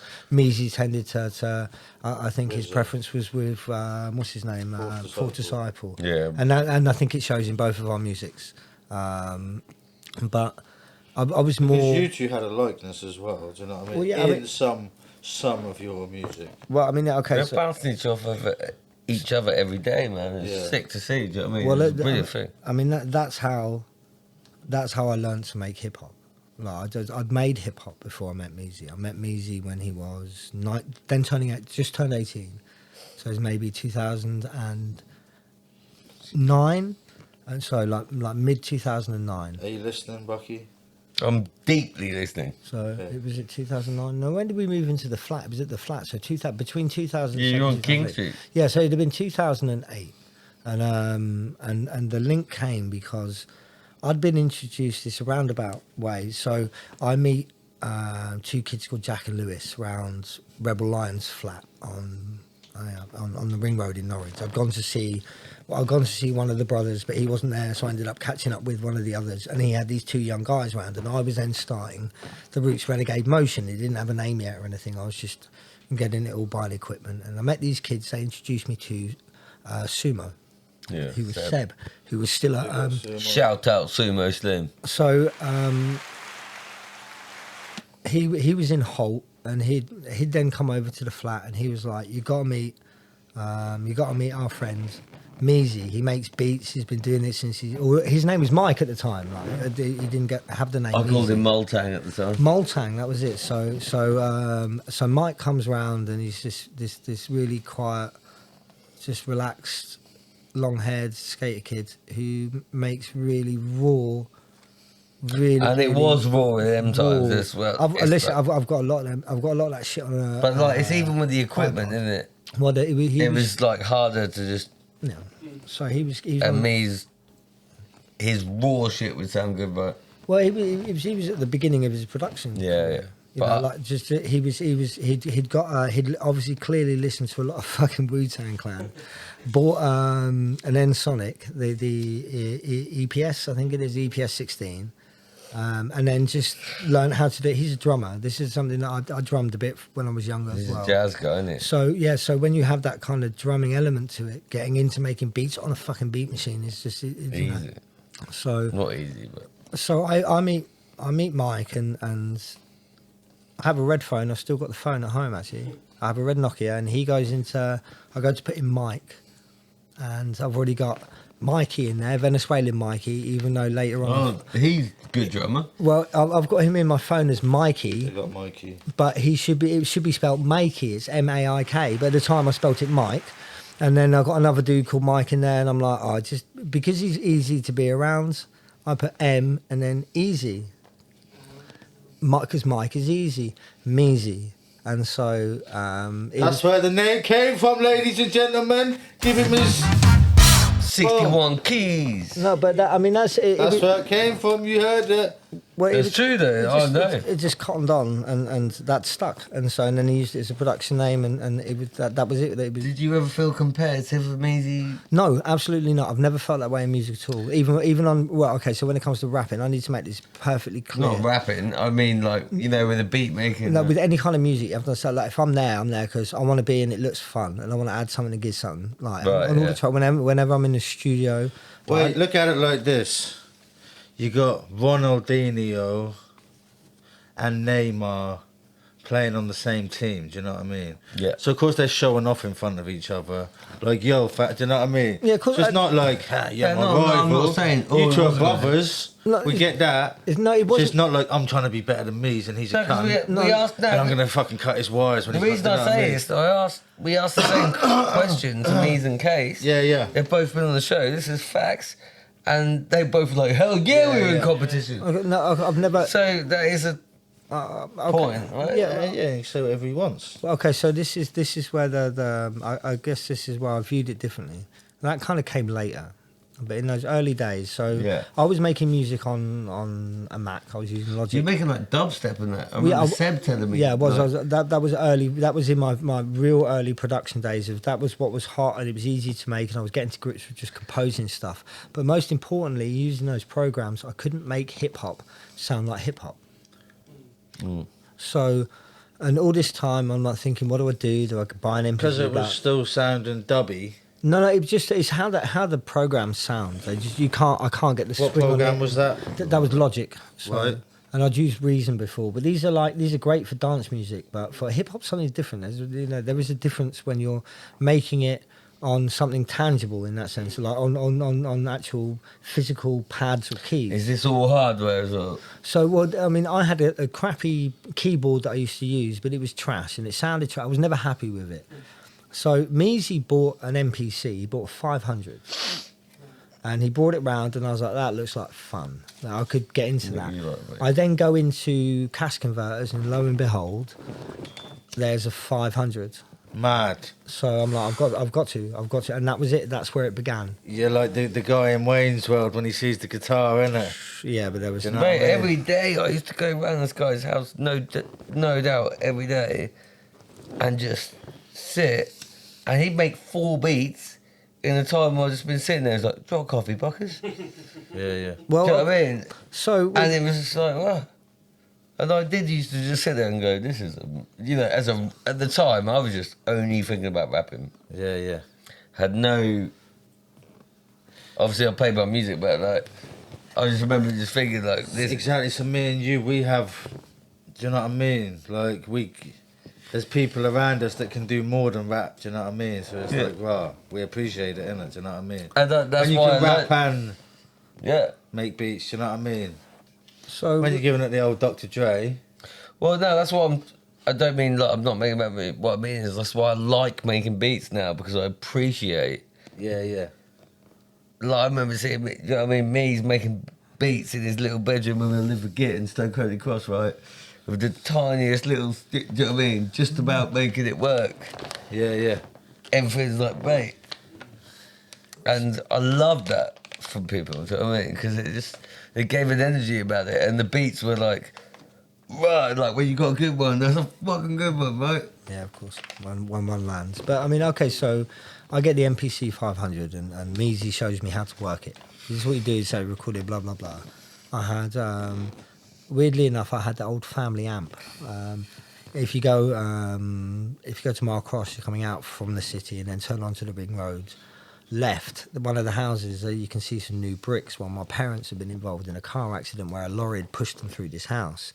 And because my dad was a dickhead, he spent all the money on this fucking stereo instead of a new car or one. He's a prick. So, and I had the remnants, this amp, and that's what I did a lot of my first recordings on. So, and So that- big up to your dad for being a prick. yeah, well, I guess You know what I mean? that's it. I don't know. In that instance, anyway. I guess silver lining and all. I'm not Yeah, sure yeah. at the time it was. Well, I was in the fucking car, so I don't care. So, but anyway, we're learning together, and we're sampling similar things. Yeah. And there was a point around like spring to summer 2010 Yeah. where. So okay. In that period, in 2009, is when Buckers came to the yard. Measy bought Buckers, and then RZ Yeah. came up. So that would have been in 2009, and yeah, it just started off as fun. They just come around with freestyle and over beats. And the good thing with the MPC, with a beat play, you just press play and it keeps going till you press stop. Like, and you can fuck around with the switch while you're there if you want. And we all took it in turns, and then some, maybe one RZ would write a rap and he'd be like, I got this, and they get the verse, and it was it was just really just fun, just Were you young? yeah. I mean, I was what, 20, Younger 26, and 27, and you guys were all a lot younger. You guys almost came as a clique, and then said It's something. random though because we kind of didn't. We're all from different places.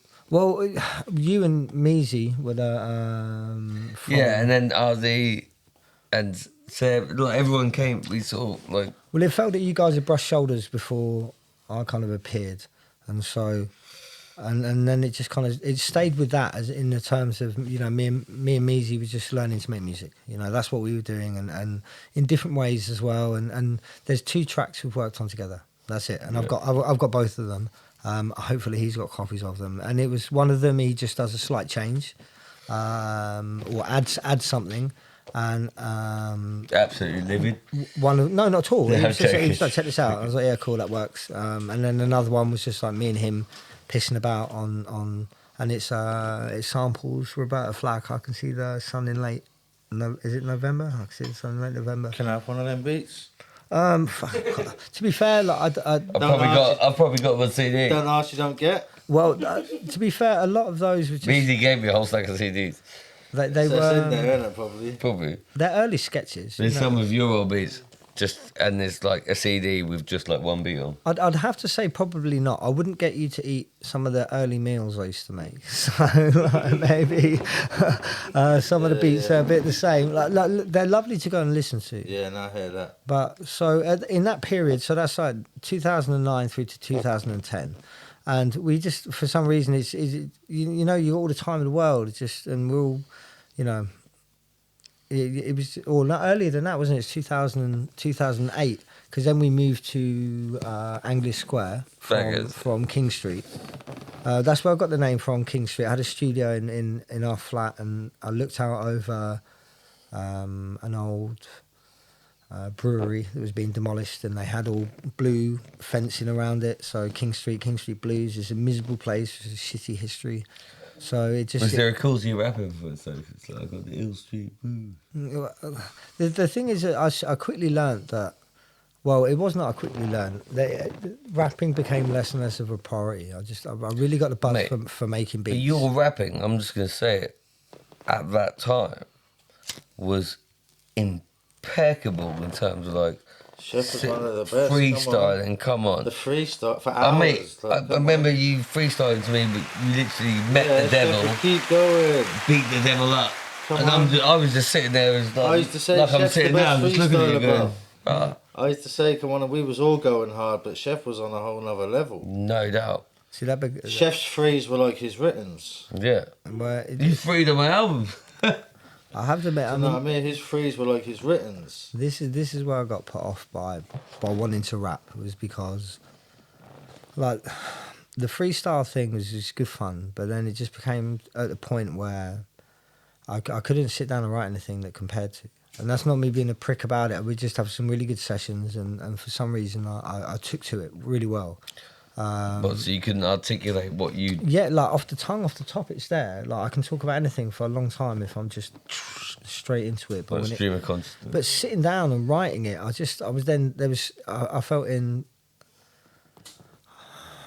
I felt such an obligation to actually, if you're going to sit there and write something down, it's giving your thought. Like I feel that obligation with work. Okay, so recently I had a woman come in who's worked at many restaurants. And when anyone starts a sentence like that, they're a prick, because it's like it's not like, oh, I'm the pastry chef at this restaurant. I've worked in many restaurants. Okay, good for you. And apparently my panna cotta wasn't set enough. I've actually perfected it. I've just been playing around weighing out my gelatin as well. I've not just been using sheets. I've been changing the fucking weight on it, and it's perfect. Honestly, it holds in the spoon until you literally put it into your mouth, and it's whoosh, it's gone. Like so, but I feel an obligation with writing. It's difficult. Isn't it? I really do. If you're going to speak in public, Yeah. like all these freestyles are like nowhere. Do you know what I mean? There's like maybe a couple caught on film, but these are all either after gigs or at the studio or around someone's house or just wherever. Like We used to do whole gigs and go back to yours and listen to you freestyle. well, I think it was just, Shout out to the Peaceful Warrior, Yeah. because that's one of the funniest freestyles I've ever heard around your house. Is the Peaceful Warrior. Oh, yeah. I'm not going to go into what he said, but it was just brilliant. The back doors. Yeah, that was it. The back doors. Fucking brilliant. Poor old Natty. So, Big up Peaceful Warrior. Yeah, Definitely gonna man. Jake. Definitely going to get him on her Shout soon. out to the Peaceful Warrior. so 100%. I wanted to ask you, because obviously thinking about was you our chef, I wanted to ask you about French hip hop, because you're a fan of French hip hop, right? well, okay, so French hip hop. Okay, if we're talking about influences, I guess as an influence musically, if I could put like a strong influence would be Funky Family's album. Was it the Art Is it, the Rue? yeah. There's the Fury de la Fire is the single, but it's Art the Rue is Yes, the album, yeah. right? So that's the two vinyl piece from '97. Yeah. And from there's not many albums I can listen to from beginning to end, like completely. There's like, and that's what, you know, those it feels more and more those days go. Like, I mean, like there's, of course, with I actually tend to listen to local albums. Yeah. Like, this is like Dark Matter. Is it Dark Matter 4? I think was on repeat in the car for summer. Like, Big up Sacred. yeah, like, Yeah. literally Shout on repeat. out to That was my fucking driving to work car. Like, driving to work in the car, getting ready to smash the service. So yeah, especially Yeah, man. in the summertime, that's the one. So, but yeah, I tend not to listen to albums so much nowadays. They don't Wait, feel. can I say something? It's French, right? Mm. So you didn't know what they were saying. I had no idea what I said. Well, my mum used to like. I lived But it sounds like the sonically, doesn't it? Well, It sounds lush. No, but wait. To listen to a double album and it be one of your best albums, Yeah. and you don't know what they're saying. I have no idea, but I Yeah, know but what I no, mean? but you know what they're saying by how they're. no, I But I don't. don't shit, I get a follow, better call shit. I get that, do you know what I mean? But so at the same time, you don't know what they're saying. No, you don't, but you know. They could be dickheads. Yeah, maybe they could be, but it's. Do you know what I mean? But To I'm be just fair, joking, Art the listen, Rue look. Funky Family is I'm just just a saying, beautiful, it's funny that you don't beautiful know what- hip hop album, isn't you it? don't know what they're saying. Lovely beats, lovely rhyming. Okay, and- so- You know who sounds sick? Indian rappers. There's a geezer just been signed. Just sending He that got guy. signed to Mass Appeal, I yeah. haven't given it a Another look. To guy? be fair. He got signed with Mass That's in the Appeal guy. Mazes. On Instagram about a month ago, Okay. Yeah. doing a freestyle, the Indian guy, Yeah. the bare people in the background, just good. You know what I mean? The voice anyway. I did catch some and Punjabi then he got grime signed, the didn't other he? week. So there's like they do like it was just the most random. Okay, so you know, having seen Lord of the Mics, and they can get quite intense. And then there was this Punjabi like grime night where they were wheeling and it was just. It was just really different. It didn't have the grimy sense of it. Like grime was always fucking grimy, you know, like early Castro and yeah, See like from T. Do you listen to music? all the time, You do, yeah. What do you listen to? fucking everything, literally anything and everything. So at work, I'll have anything from like Who's your favourite rock band? house music to I've been listening. Oh, you to, do that? like We're having a house day. no, well sometimes. We're having a 90s well, no, just flip it classic dance day. Flip it up. Indie pop day. Yeah, sometimes hip hop, not too much hip hop though, because it's distracting because it's lyrics. And I mean Yeah, that. yeah. That's That sincere, can slow you down. yeah, exactly. Makes you start thinking. Exactly. I need music where I'm just going to be. Yeah, Drum, yeah. drum and bass is always good for kitchen. Depends what kind of hip hop actually. Yeah, like, some like pop hip hop. So much. I put Eminem on sometimes, and because he's just like, don't get me wrong, I'm not dissing Eminem, but because there's Dave, pull so up your much of it, pants. I can switch off and then just pick up the odd word here and there, and the rest of it's just. As a youngster, going to work, but like a religious hip hop head that I was when I was young, I'd learned to appreciate a commercial corny hip hop song because it comes on the radio. It's like, well, I've just heard 5 fucking indie songs that I hate. I got 5 on it. Nah, not that. That's classic. I'm on about like I I don't know, fucking Nelly. Yeah. Okay. So I drew the. Example.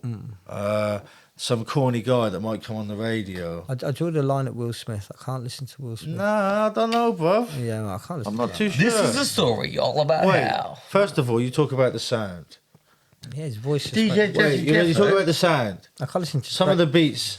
What about Summertime, beats? First of all, and second of all, nah, come on, him and Thingy was a vibe. What's his name? Jazzy Jeff. Jeff, Look, yeah. like, Jazzy Jeff Come was on. Jazzy Jeff was the vibe. Let's make that real clear. I think like It's been tragic watching what's happened to Will Smith, bro. And then he punched Chris Rock and He didn't punch him, did he? slapped him. well, Okay, have you got your questions? What's the time? How far through it? We're good for a little while. It'd be rude not to get chef here and not. ask him at least something about politics. I'm not a political guy, do you know what I mean? But I feel like I should ask you something to do with politics because you're a smart guy into your politics and stuff. What do you reckon, Bucky? Political question. English political question. Okay. So I've got to think of the question. Yeah. Because this is your area. Like the system. How do you feel, or what do you feel would be a positive change for the current political system? A complete overhaul. What can I say? It's like, this is... Yeah, no. I've gone from disbelief to bemusement to like, this is reality. Like, the reality is that in particular in England, we seem to be trapped in a perpetual cycle, and it hasn't broken for a good... Hundreds of years. No. I mean, just in present day, in terms of how we view the political landscape, it's lesser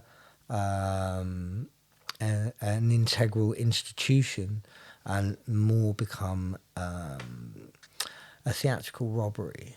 Okay. Like, I really That's a good point. A theatrical robbery is a good point. I think if okay, so I don't think we're I don't think we're seeing our taxes going to where they should be, because if we were, the place would be a whole lot better than it is. And I just use one example. I do a lot of miles, and my poor fucking car, I've got like a nice Scirocco, but it's got like nice suspension. You keep driving around these fucking roads the way they are. Country lanes, It's potholes. it's not just country lanes, it's main fucking roads. as well. Like, you know, you look at the state of the A11, they'd take a year sending me around every shit fucking should be 4x4 track in the country, and then I get a mile of smooth, and then the rest is fucked. It's a robbery. We have to look at everything that's happening. Rishi Sunak sits there in an interview now with his arms folded because he knows the end is nigh, but he also knows the fact that he will go down in history along with every other politician that has not been fairly elected in. Even elections have been fucked over the last 10 years. If you had a choice, who would you vote for? And you're not allowed to say I wouldn't vote at all. Okay, so in terms of voting, I do get a choice, and I will vote. In terms of my vote, that's between me and the ballot. Okay, all right, yeah, sorry. So I'm not trying to like... And in terms of who do I see is capable of running this country right now? No one. Yeah. So what do I think? I think like let's limit the collateral damage and then deal with the bullshit afterwards. My main concern is money. That's my main concern. I work hard. I don't have responsibilities, but I have obligations, and I want to make sure that my family, in particular my son and my grandson, can at least have something when I go to help them along the way, so they don't have to graft as much as I do, or feel that panic to graft as much as I do, because it's not easy. But I'm getting rinsed. My wages is getting rinsed. I'm paying ultimate tax on fucking everything, and I'm getting nothing back. And there's no candidate there who can truly make that change and turn it round, because that's where the political landscape is fucked. We have institutional corruption. Forget institutional racism and institutional bigotry. People are barking up the wrong tree. You have to understand the source of where this comes from, and that's institutionalised corruption within both, local and national government. Fair play. And you can't change that. Unfortunately, it's not to change, because people aren't prepared to sacrifice what it will take to make that change. When the things were shared out a long time ago, like they weren't shared out evenly. Of course I won't. And that's not really changed a lot since that shit was first shared out. But I think also it's a fact of like we seem to forget that like it's so corrupt now that I suspect it's beyond a political change in terms of doing it politically. That's what I fear, and this has been talked about for years. Yuri Brezhnov, I believe is how you pronounce his name. He's an ex-defector from the KGB. He managed to make it to America, to which in the early 80s he gave several lectures on what he called Soviet subversion, and that's the control of a nation. And I really do suspect that's where we're at, to the point of, like, can we get this election over with, because Strictly's coming on soon. That's the point where we're at. It's like, can we? No, we really are. Can we get this? Like, Mum, Mum, do you have to go and vote? I want to, I want to go, to get a new phone to go on TikTok, or whatever we're so, and I'm no different to this. I'm putting my nose to the grind to buy shit. Like, to buy stuff. Okay, so I'm thinking investment now. This is the first time in my life I'm trying to break away from the poor mentality. I've lived a very poor life, and I don't mean I've had no money. Rich dad, poor dad. No. What I mean is the mentality. The difference in how people view money, in terms of, okay, so you have. Do you know what I'm talking about, by the way? That book, Rich Dad, Poor Dad.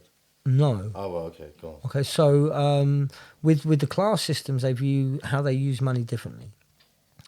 Poor people use it to consume. Middle class people use it to up their credit rating to be able to consume just nicer things. And then the upper class use money to make money. And then with consumption, just seldom do they ask a billionaire where he buys his socks from. He doesn't buy socks. See, like, I said that to my cousin today. I said, if I win the lottery, you be my PA and just do my clothes shopping for me. I might have to point in the right direction of what I want, but and I've been trying to break away from that mentality of just treating myself with consumptions and cheap, quick fixes. Like, this is the first pair of shoes I bought in 2 years. I just haven't needed to. I've had shit like. Yeah, no, I'm on the same flex. Do you know what I mean? It's like, what the fuck? I'm trying to do the same. What the fuck did I buy these for? For not wearing them? Comes of age, bro. We're old men out here, bro. Well, I think it's also a fact of, like, just I don't go out as much, so I'm not going through so many, but also I'm trying to break that mentality of I want to see the longer picture. Like, if I can decorate a house for my son and he move in, that will be, one of the missions accomplished. And you can't do that if you're. That's why I avoid the boozer. One of the things I noticed with the boozer is it fucking sucks your money, like, big time. Fucking hemorrhages your money, mate. Doesn't it, man? I'll go for a piss. So, Especially like, if you're getting a cheeky. Well, Switching it up. I'm gonna switch it up. Like that. What's the best book you've ever read? oh, okay. And So, by best, because it left a lasting impression on you, okay, so that would have been. What's your book? Okay, so I'm going to say there's a couple of books. So I'm just going to I want to get the author up for this because I always get it wrong. This was a book given to me by a chef called Neil Dowson. I need to kind of send him a copy because I think he just lent it to me. But I ended up with it years later. And I also gave it to Sam Finney to read. Big up, Sam. Everything. So it's a book called The Man Who Ate Everything. And I've got a shit signal. I think it's Jeff Goldstein. It'll come up in a sec when EE decides to give me what I paid for. But this book was it was written by a guy who'd done loads of different jobs within the catering sphere. Within the food sphere, so he'd done a manner of different jobs, and the book itself is comprised of different essays, tiny little essays. Yeah, that's the one. Who's that? It's Jeffrey Steingard. Steingard, thank you. Yeah, so he does loads of different essays, just tiny little, just talks about all different kinds of things, from like the time he used to have to test fats and margarines, and gives a little bit of history of the, where margarine came from. He talks about gelato, does a thing on gelato, and one of the passages that stood out the most was his story on bistros and how bistros came about. And that really made a massive impression, and it certainly changed the view of how certain companies work. Wasn't that like the French Revolution? No, so the bistro came about. So bistro is a Russian word. It means quick. So it means quick. So during the collapse there's always been bistros, but they've always been seen as like truck stoppy type.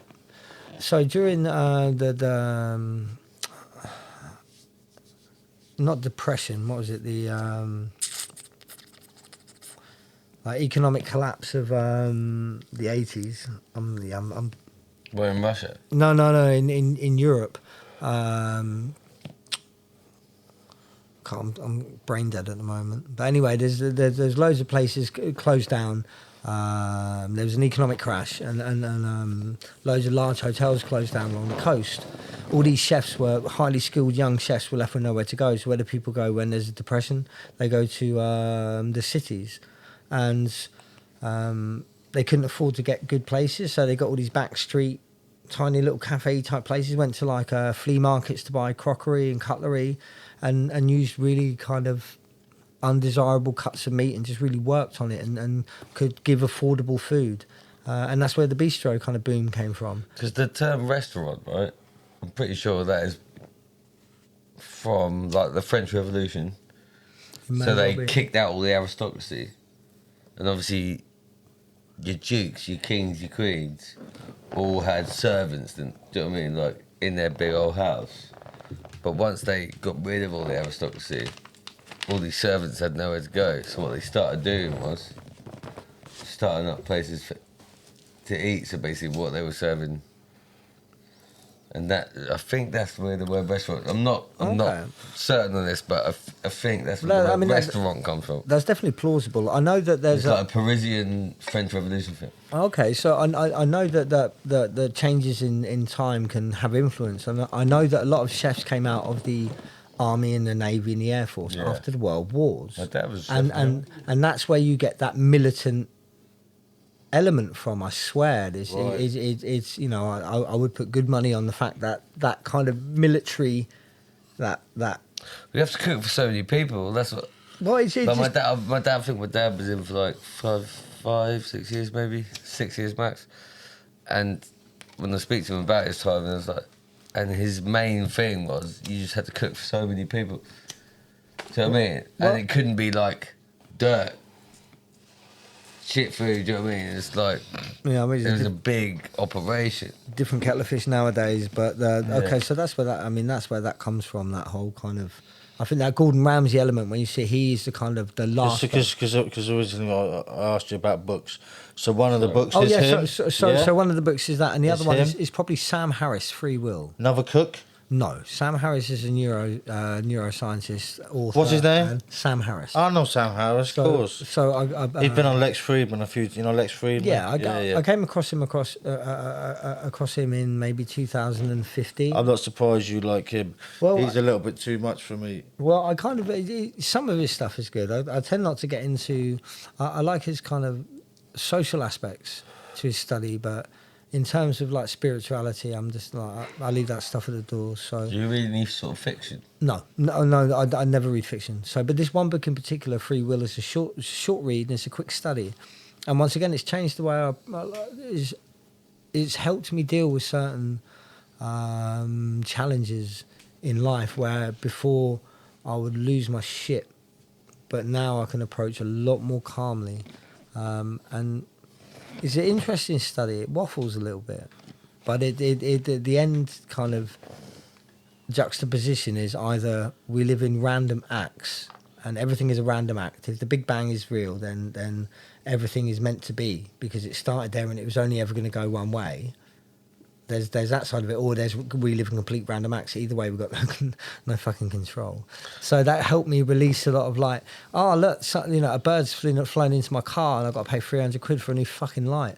But never mind. It was either always meant to be or it's a random act I couldn't fucking deal with. And in that kind of instances, it's helped me like look at it's helped me look at the situation exactly there and then, and know that like. There's two ways I can deal with this. There's two ways I can react to it, I think is the point. And that's, I can react to it like it's a random act and I don't know what to do, or I can try and seize it like it was always meant to be.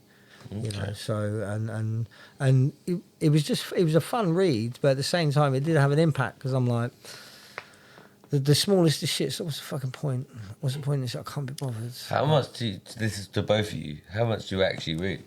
Well, I read probably... Books. Well, because I've read 2 books in the last 2 weeks. Okay, no, not that much. I'll probably go for a book a month. I don't read at the minute. I'm not gonna lie. No, I'm not saying. Can you see my book collection anything's there? right or wrong. No, I'll go for it. These are all books that I haven't read. I've got like Yeah. probably 100 books I haven't read. So, Do you know what I mean? I'm a big as you reader. know, I spent a lot of my time in jail. So If I get a spare that's when I moment, read. I like. When to I read, come out but- here and I can't read. Yeah. Audios. No, I'm not saying Even them I there's find no, hard. There's no right or wrong. I'm just interested in, like, because we talk about reading, like, I've read this book.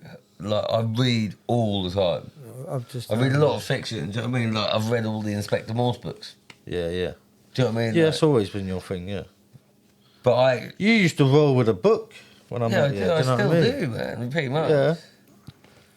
I've read some great books recently, but Have I suppose that There's- in a way, what I'm saying is, sorry, I do, but what I mean is the more you read, the less yeah, them of course, come books have that and there's something big effect on your thing because there's something you've read so many there's books, something really. ceremonial and spiritual about the book as well. Do you know what I mean? Oh, definitely, yeah. Of course, do you know what I mean?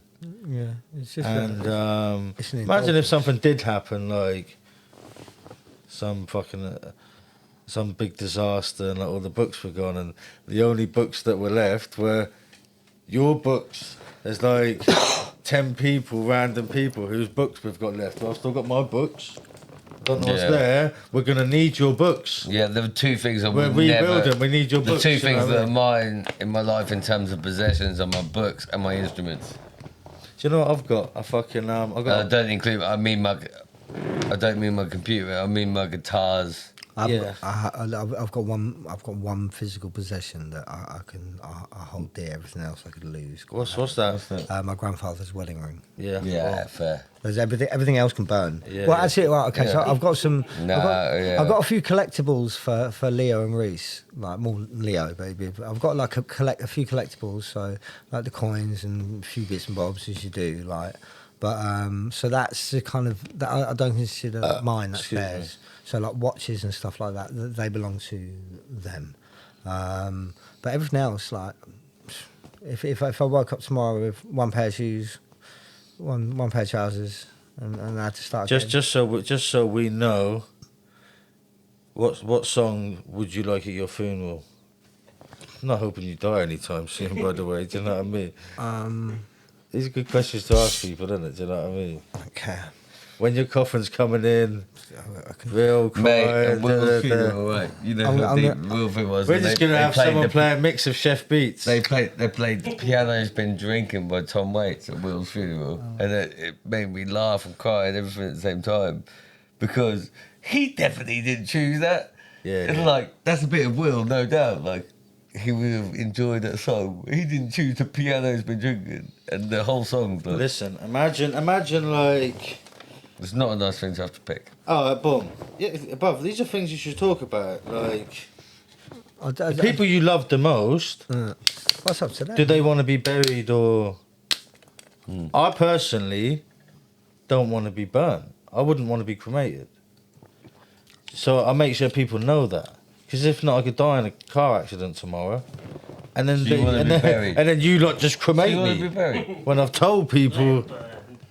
No, I don't want that. We get a right We'll will. chuck the microphone Well, on fire. Right to will. Oh well, I'd love for some beautiful hippie shit to be done with my fucking a seed put in the coffin or something. Some of this shit. Do you know what I mean? No, my uncle died when I was 9 and he's 18. Do you know what I mean? It was a big part of my life when my uncle died. But the most beautiful thing about that side of things, he's got a tree. Do you know what I mean? They put it in the. Yeah, his ashes are spread, And and then then a they seed, plant and the then tree, bam, yeah. and you can go and see the tree. It's a lovely tree. Which is nice. You know what I mean? Though that's nice. Yeah, yeah.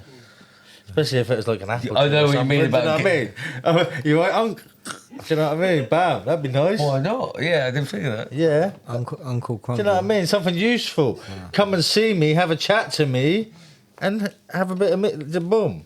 Do you know what I mean? Fucking going back to music though, because we're going all over the place, but that's fine. Can We're I going just, all over the place. Can I just Yeah. do a quick skip? Just a quick chronological, so it kind of makes sense in my head. So, I had periods of time where I'd duck out. So I went to Thailand. Obviously, Thai boxing kicked in. No pun Yeah. intended. And then I went over to the West for a little while. This is just before my grandfather died. And it was at that point. Now I'd met Streaks. It was I'd met Streaks at a festival. He'd been working with a friend of mine, Kieran. Yeah, big up Kieran. And Kieran was like, "Oh, this guy raps and whatnot," and so I spoke to him and he spat me a rap, and I was like, "Yeah, cool, like let's link, like let's." And then obviously he gets introduced to Measy, and I think paths had crossed anyway. Yeah. But then we all end up down at Future. But they all recorded what would then become music lessons while I was in Bristol. So I'd done a couple of bits and bobs on there, like rapped a little I forgot bit. you were in Bristol. Sorry? I forgot you were even in Bristol, but that's true. There we go. So, and while I was there, it was done at Git's place, which was in, I think, The music lessons That was album, Wyndham. yeah. Wyndham. So this was in Wyndham. So The music lessons album you're yes, on about, yeah. So this is the first. You're living in Bristol. I'm living in Bristol. They're so- using your verses and your beats. Some of and then Yeah. they used some other beats as well. I think like Measy had lifted maybe a Funky Family beat. I think was on there, And for the Rangers, there was Yes. stuff Measy had on vinyl. but for me, So that it's more of a mixtape then. Yeah, it was a mixtape. and it was also for me that was the first song. For me, that was the first track that was made on one of my beats, like a full track, and that was Poet's DNA. Yeah, RZ. Yeah, and that's like I hold that track really, really dear because the beat itself was like, It's beautiful. it's. I made RZ spit it to me the other day, and he actually smashed it as well. He Okay. done it word for word, didn't he? So this and so I didn't have too much involvement, and that was to be the pattern as it went on, just because I had so many distractions and I didn't want to commit. For some reason, I couldn't commit to. Do you think that's because you were a bit older as well? Like you had a little bit more going on in your life rather than. No, not really. I think more the fact that I liked making beats. Like I didn't want to be at the I didn't want to be at the shows. Like Yeah. unless it was crew, like everyone was a dickhead. Like I just didn't want to be at Yeah. these fucking shows, just talking to these plebs about shit. I've made a couple of journeys. Like I went down to what was the place in Finsbury Park?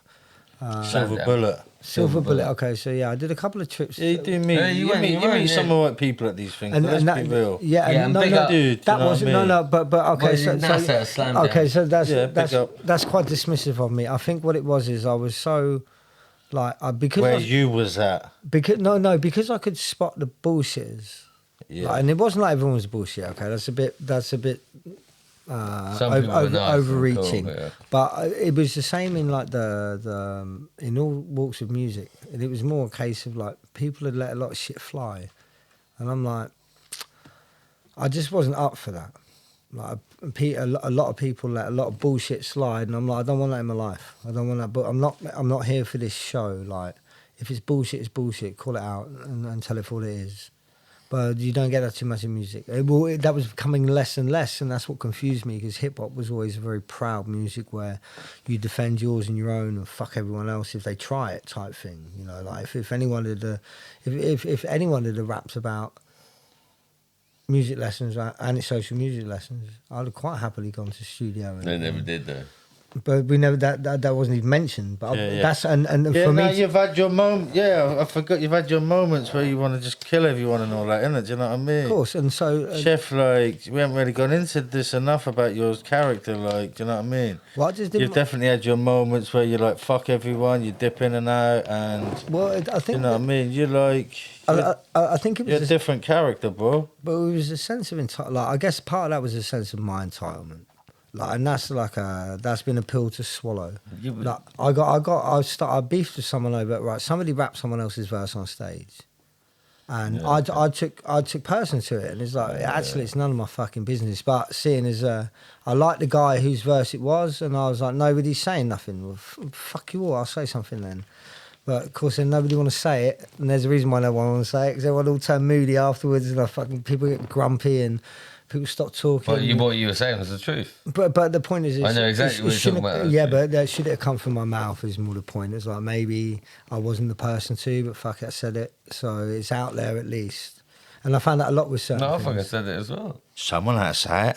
No, Someone- I didn't say it the someone- way you said, but I said it in like that word. Cool. Yeah, well, it's, Someone had to say it. like, So I said it. there's a track where Mate, if somebody got up on stage and perform one of your verses, what would you be like, mate? I'll try to bottle that. I know the whole situation, so And I say skip it and move on. Oh, sorry, yeah. Well, it's one of them. All I where will say is, it was a lesson for all me. I will say is, a lot of people could spit my verse on stage, and I'd be proud of them.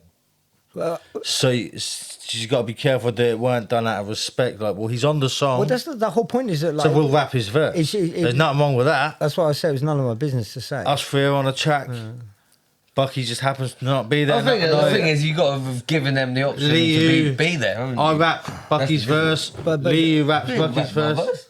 What?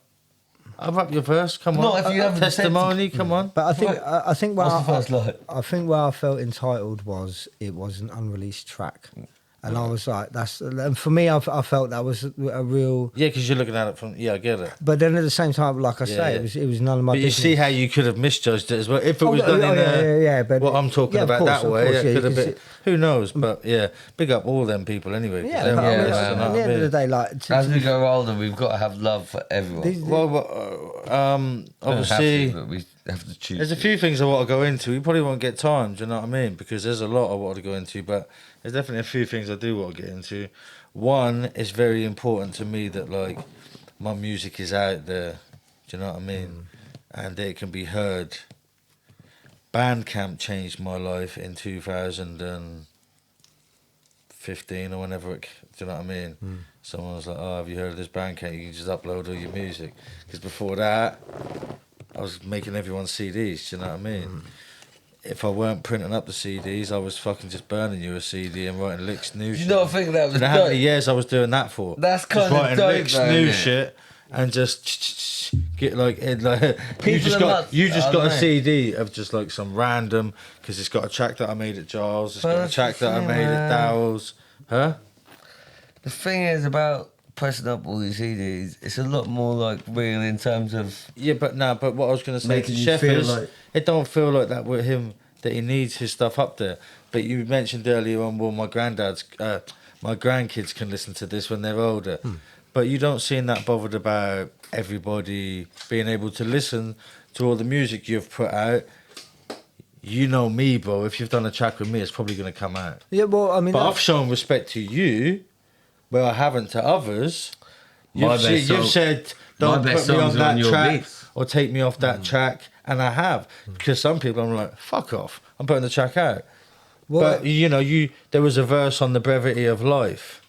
You should take that off. yeah, I wasn't strong enough. I don't feel. I thought you were a nice verse, but But then it's always a case of the consistency. I mean, that's the thing. But that's anyway. Does it bother you people not being able to listen to your shit? No, like the people that need it get it. Like if you like, and there's stuff. I used to earmark tracks. What was your EP you put on Dropbox that had you and Sumo on the first track? That was. Okay, yeah, I We were did talking that. back in the day, but that that was was 2000. And he just dropped, Chef, he just dropped it on Dropbox. You know what I mean? Okay, But- so that came about because in 2014 I ended up on stage in Silver Bullet, and all these artists before me were like, "Yeah, you can hear me here," and all the ones after me were like, "Yeah, you can catch my shit on this or that or that," and I was like, "Yeah, all mine's on my fucking Mac." There you go. It's either on my Mac G5 or it's on Meezy's fucking Mac. Like that's where it is. Like I ain't got nothing out, so all right, I better put to it. And I went back in about 6 hours. I kind of I'd had tracks recorded, so I'd had different bits and bobs. About 6 hours, I put an EP together. And What is the first track of that? Released It's it. got Seb on it. yeah, That's I can't even the whole thing's a I can't- banger, but like, I remember that first track just being like, "Rah." So I just lifted a load of like Arnie quotes and whatnot from like motivational speeches and different. Yeah, bits. I ended up taking from interviews with who's the guy who's the producer that knocked all the British artists. What's his name? I work for Skinny and all that. Yeah, who's that? Brain Tax. Brain Tax. There we go. So there's an interview with him. So that was before he pirated off to Australia, and then sailing them seas. Start making albums of Reverend and the Makers. Anyways, so Yeah, fuck him. Yeah. So, but there's like different bits. I just kind of scrambled together an EP, but I did it about 6 hours. I was like, yeah, that'll do. And then released it for about 3 weeks, and then just took it down. So I was like, I can't. That's not what I want. I don't get. What's that, man? I don't, Yeah, he's like You've got a right, he's like man. some theatrical artist looking at his masterpiece, isn't it? Do you know what I mean? Like, it's Nah, fair play. you know, What's that rhyme you shouting got at his last butler time- because he's last not time happy I with put his my shit online, that masterpiece, shit got jacked. Well, What? That's a classic, man. I remember that, man. I think it's more a case of like I like the relationship I have now, where I kind of I pass beats on. You know, and primarily it's yourself, but I'll pass beats on and be like, "There you go. You want to do something?" You'll be like, "Yeah, I'll take that, or I'll take this one, or is this one still?" I was like, "Yeah," and then, you know, whether it's 3 months later or 3 weeks later, there's a finished article. One thing you say about this man is he will always come up with a product. Yeah. And That's the thing. Recently, all the producers that I was fucking with a few years ago, I've been saying this will be. I've been going through my phone, just seeing what beats are there. Do you know what I mean? There we go. And I said this to Case the other day, like, because I've seen Case give someone a beat, they haven't done nothing to it in whatever, a month, 2 months, and he's give that beat to me or to someone else or done something else with it. But with me, he's given me some, do you know what I mean? Some Gem. Yeah, of course. And 3 years later, I'm like, he done anything with that beat? He's like, nah, because he knows he sent it to me, and he's no. Do you know what I mean? Yeah, but The beats. I've got a few of your beats anyway, but we don't really plug the album. But the album's called The Brevity of Life. Do you know what I mean? The brevity of life is a biblical saying. Do you know what I mean? It's the quickness of life, basically. Just, you know what I mean? Here in a second we're gone. Do you know what I mean? There you go. The brevity of life. That's us. The artwork is done by Tyler. Big up Tyler. Yeah. Sure. And it's an EP. Do you know what I mean? It's got a few. It's got Blue Yanks, Reds, Streaks, DPF. It's got a few features. It's got you spitting on it, obviously, on the Made in England track. But yeah, it's a nice little project. Is there anything you want to do? I'm grateful that I got to do a project with you, because you don't really put a lot of music out there. We've got that project out, and it's out everywhere. And I've got a few tracks with you on my Bandcamp as well. Okay. Other than that, what music have you got out? Am I right in saying that? Did you produce Post Autumn for Ixa? Yeah. So there's. Big up Ixa, by the way. So I think in terms of projects. You produced the whole thing, innit? Yeah, well, no. There's one. I think there's a few skits or tracks or bits and bobs But used. it was mostly you. But the actual songs on there. Yeah. I think there's not an instrumental, but it's an intermediate. It's not quite a skit, but that was Measy. Right. But then all the actual songs on there were.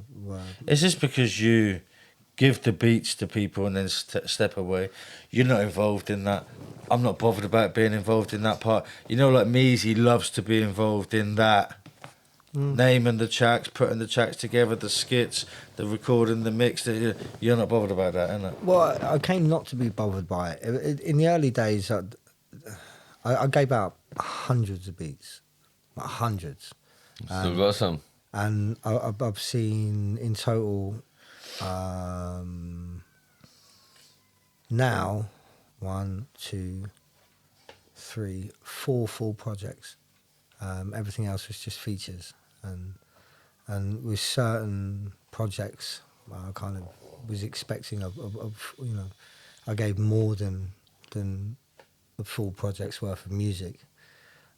With that being the intent, a few times it didn't come through, so I didn't push for it. Like I lost interest. I was more Definitely with us, we're a prime example of that. Do you know what I mean? I think Because this was our third go, and we done, you know. Well, I think and it only happened, I think, rarely, when it was kind of like you'd lost interest. You're like, yeah, whatever. Well, Do you know what I mean? well, Because the first 2 times was like. with you, it's a bit different because I know that like you'll have a space for it somewhere, and you'll okay. So there's been periods over the last few years where you've been busy and you haven't been able to push it as much as you have before. But at least I know that you keep it moving. That's the whole point, is you keep it moving. Yeah. For certain people, it just went stagnant. And I was like, all right then, fair enough. I just stuck with making the beats. You produced my best beat, my best tune. That goes out like testimony. Testament, of course. That's a chef beat. King Street Blues. Yeah. Want some, man? But it's Which is, where'd you get the sample from that? Yeah, we need to know. Because The I next heard, heading in the I Italian heard that cafe, sample. and I didn't get my clearance either. I heard that sample in a fucking vegan restaurant in fucking Rome. It's got to be some Italian. Imagine that. right? The Yeah. Bucky song. Do you know what I I'm mean? gonna have to trigger it. And that song's not even recorded, is it? Yes, it is. I've got a dope got- recording of it, I've got and the I was Wi-Fi. going to release an EP, and basically, Testimony was the tune that got flagged up for sample clearance, so I never released the EP. Yeah. But I've got That's a some banging famous version of Italian Testimony. classical. But You killed the I'll bit, tell do you you know what, what I mean? being honest, Testimony will never sound as good as it sounds live. No. Do you know what I mean? When you record it, it don't quite hit home as good as it is Some songs are like in that. your face. What sort of thing, you know famous what I mean? songs were never recorded? There's a Bob Marley one, isn't there? No Woman, No Cry. Yeah, No Woman No Cry is the live, the one everyone knows. It was recorded. It's on Was it? Exodus, isn't it?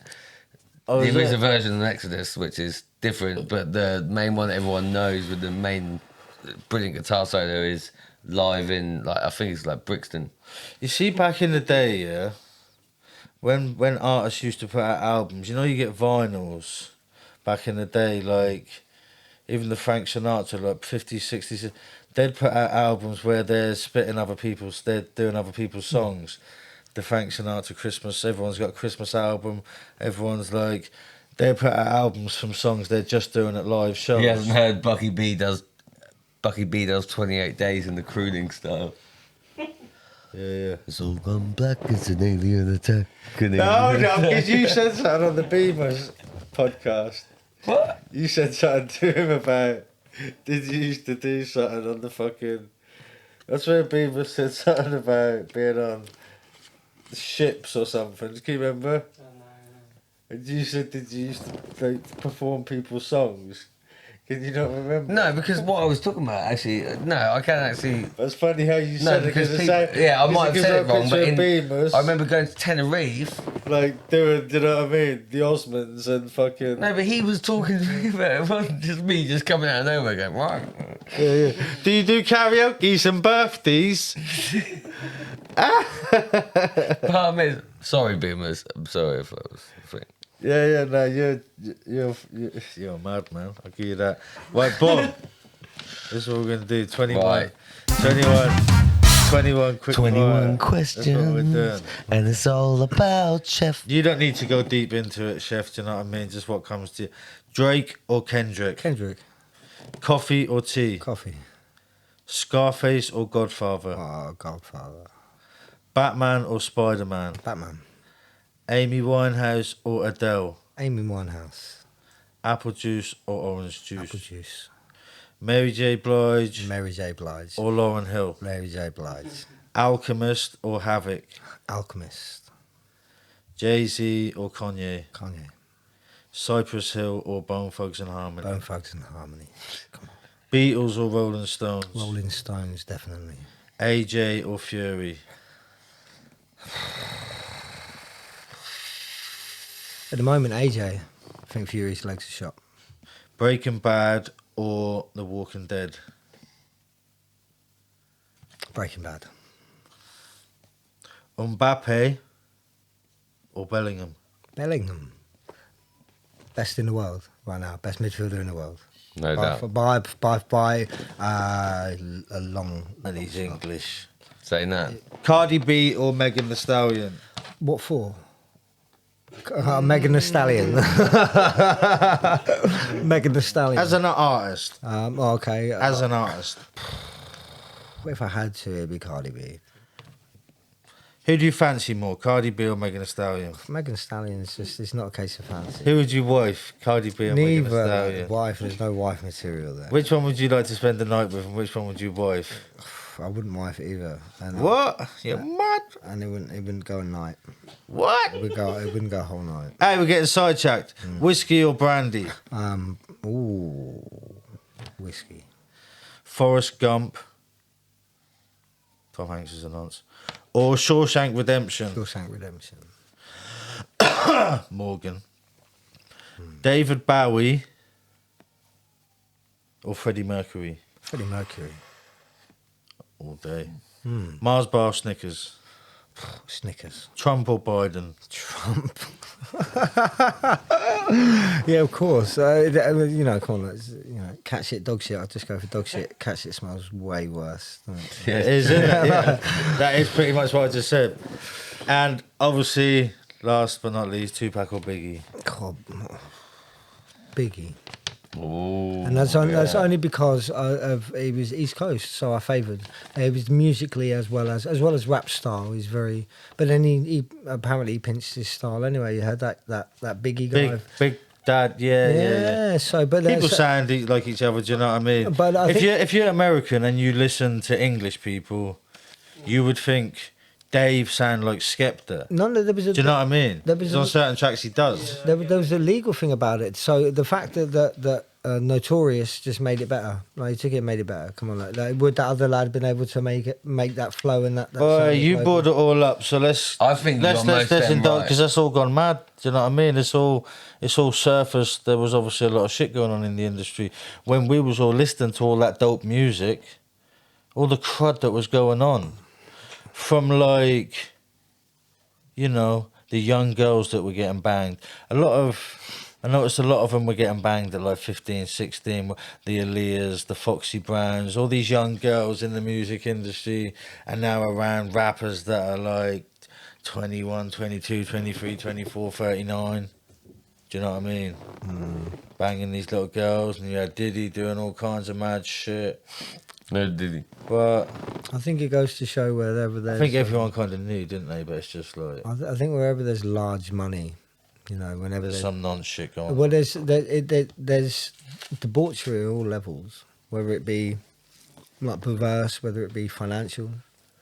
Like there's you have it all. You know, you see the coaches from Manchester United. You know, the youth coaches, all but less than a decade ago when that all came out. That was Manchester City, right? I thought it was United.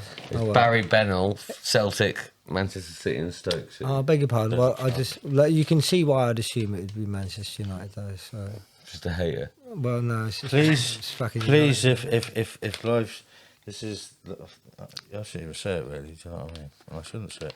You know what? I'm gonna think before I speak and not say what I was gonna say. That needs to be said. I'd just like to say big up our friend Matt Chef, Who is one of the dopest King producers Super. I've worked with. yeah. And I've bigged you up multiple times on your freestyling back in the day. That was a big thing for us as music lessons. You know, we used to freestyle a lot, and We wouldn't exist if it he weren't was for up you. there. I remember you had a bar that I liked. The fucking the Prince of Bel Air on the King of Anglia Square. Was that it? Yeah. Yeah, that was it. Fuck that. That was one I always. That was definitely one of the bars. That was a memorable bar. Yeah, I think. What else? I want to go into, like, I know I'm conscious of time. There's a lot we could talk about, but I want to touch on fighting. But like, what do you think about, before we go into your fighting, what do you think about like the heavyweight division currently? So you got Usyk popped up. He was like a middleweight, weren't he?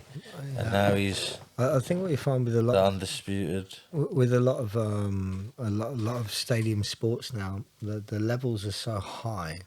And if you've got something that's sellable and it works, it's difficult for young guys to break through. You don't see so many heavyweights at elite level in their 20s, early to mid 20s. Not like you did the Mike Tysons, the Lennox Lewises, or Evander Holyfields. They were all fighting. How old is at Usyk though? Because he's quite. He's 38 years old. But professional fights, he's had less though, hasn't he? Yeah, well, the thing is that there's such a catchment of 30-something heavyweights, Right. and it seems to be blocked off. I mean, they're still wheeling Chisora out. Yeah.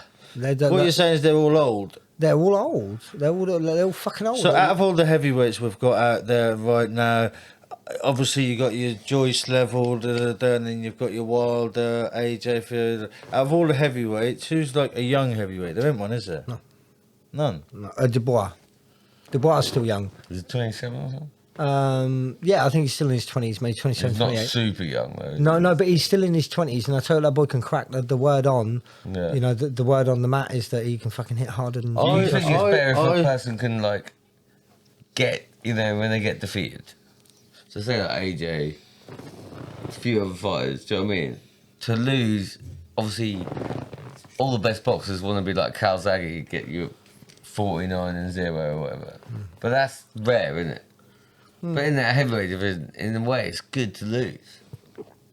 So then you don't take it for granted. And No, it's not good to lose. Come on, nobody wants no, to lose. I'm not saying they want to lose. I'm not saying like they'd go out to lose. What I mean is, does it make him a better fighter? Like the maturity of having lost Well, I think. in terms of mentality and stuff. Well, I think in terms of the heavyweight division of the 90s, because people fought so often, there's more chance, and because they were such elite levels, juiced to the gills, you know.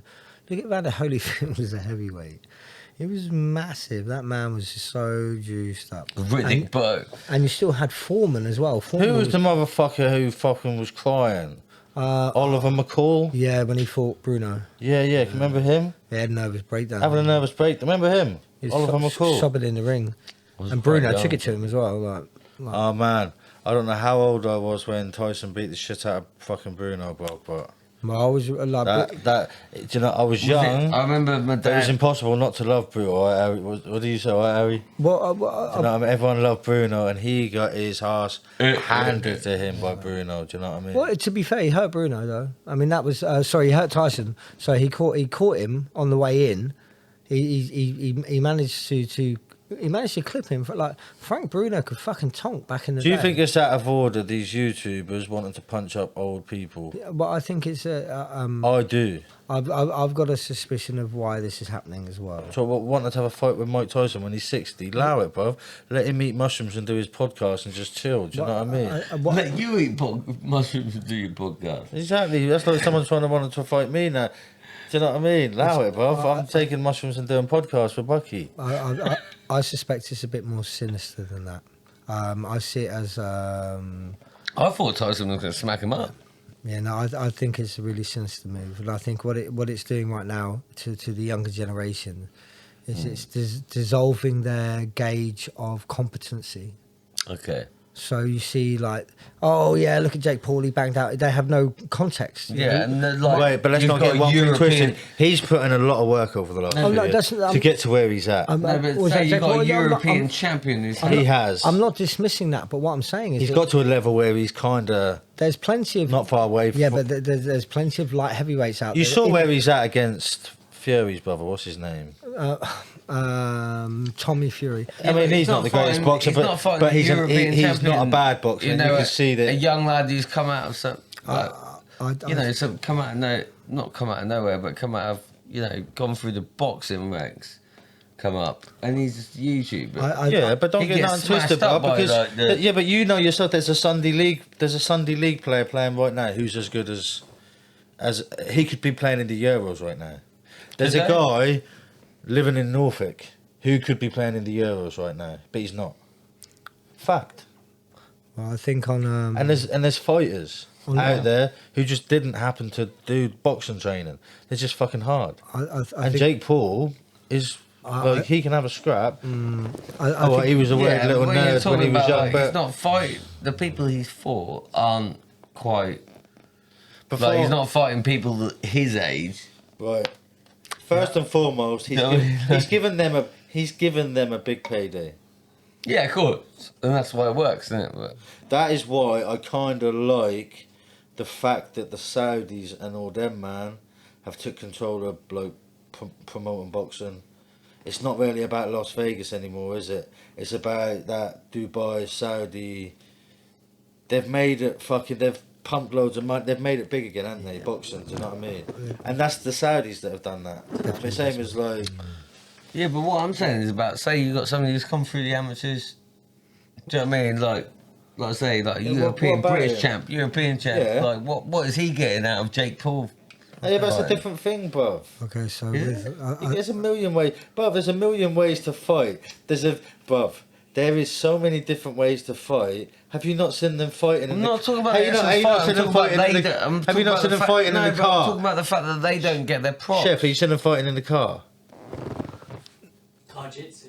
Car Jitsu. You not seen this? That with the seatbelts and everything. Yeah, you that's seen some, that's some spy shit, man. Isn't it? So, What I'm yeah. saying is, there's room for Jake Paul, theatrical. I'm not saying there's not And room for there's- it. there I'm is. just saying Or yeah, it's when mad at he's the minute getting all 'cause the we're in money the- and there's other younger boxers that have come We're through in- the actual classic route through. Do you know what I mean? Yeah, that but- aren't getting that. Yeah, I but feel sorry for them. he earned his right to get to where he is by earning enough money doing something to buy himself into another area.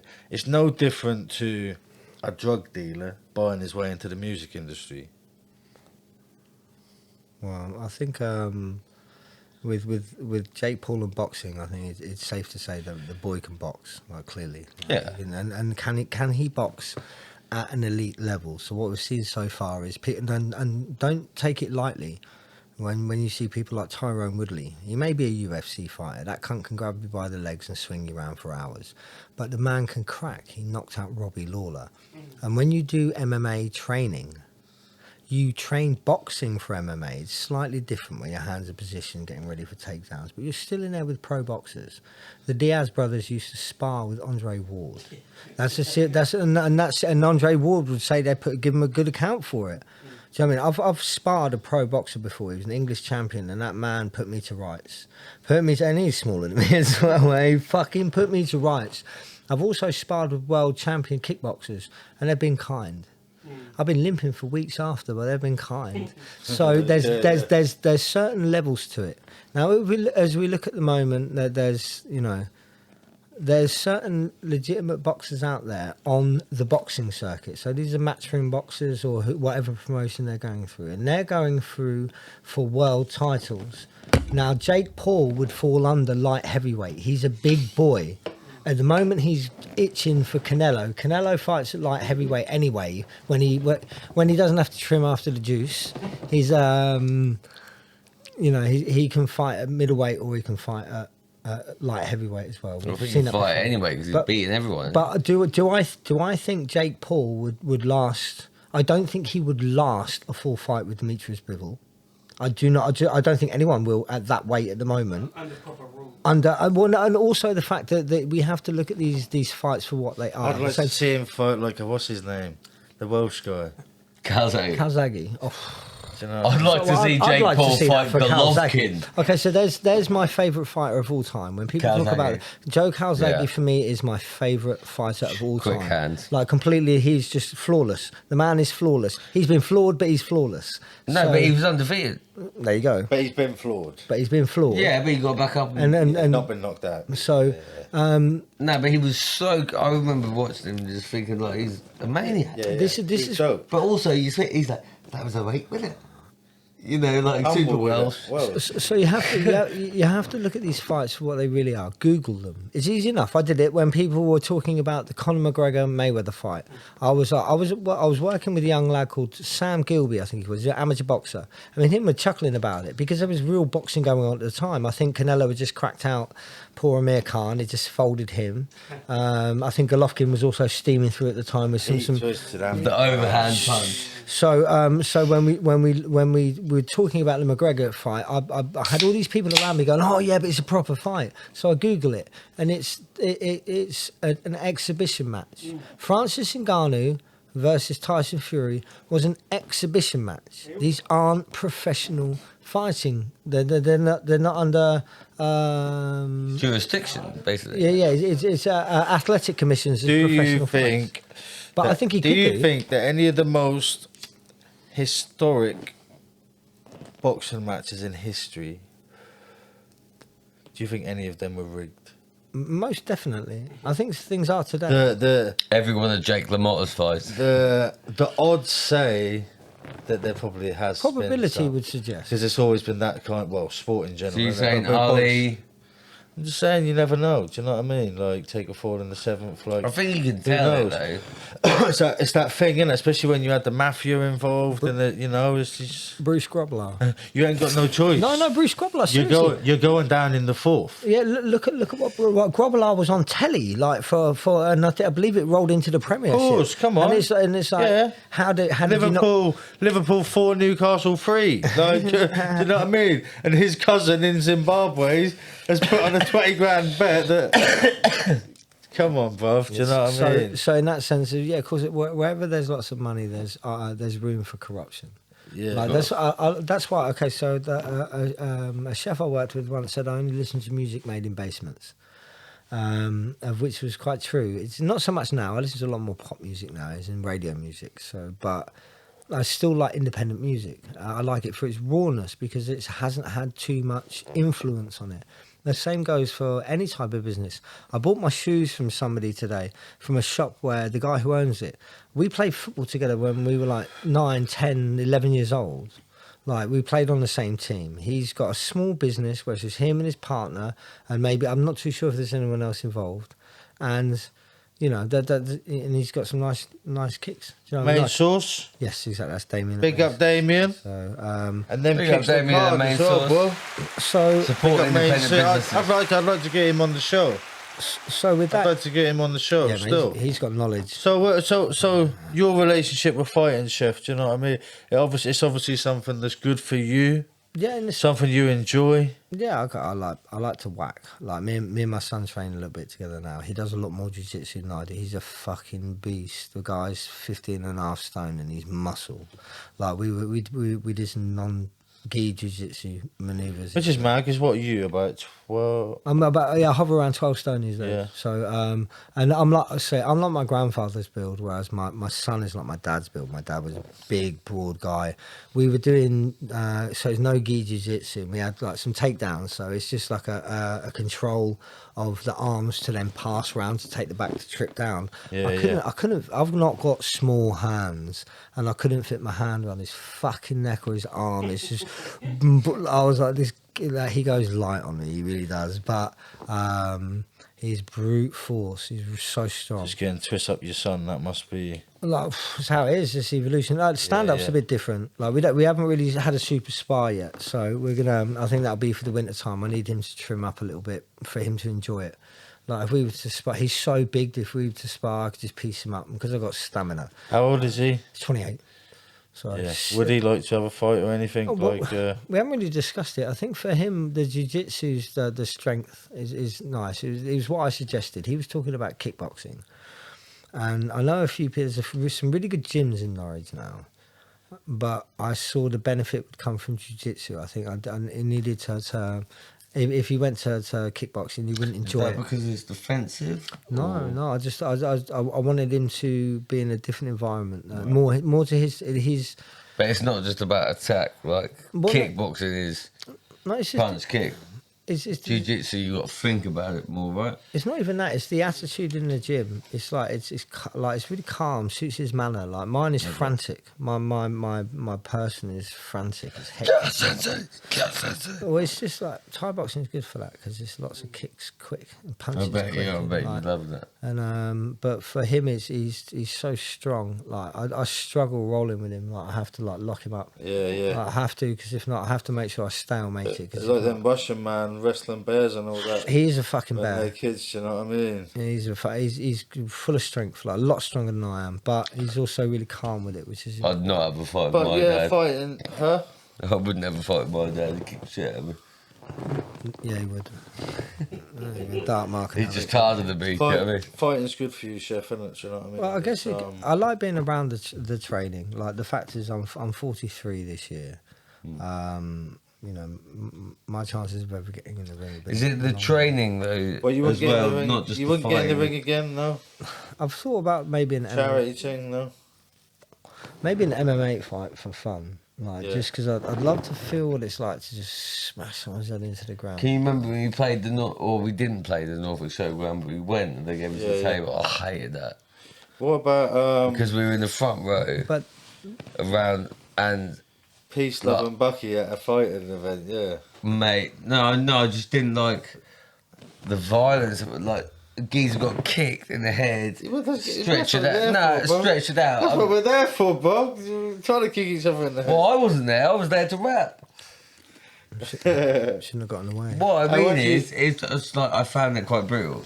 I do respect the art of it all, but when I was literally standing next to the ring, and you could see when the guy was coming in to fight, The other guy was like twice the size of him. what I find brutal, and I'm sure you agree, Chef, is when you have these moments in fights where they put their guard down.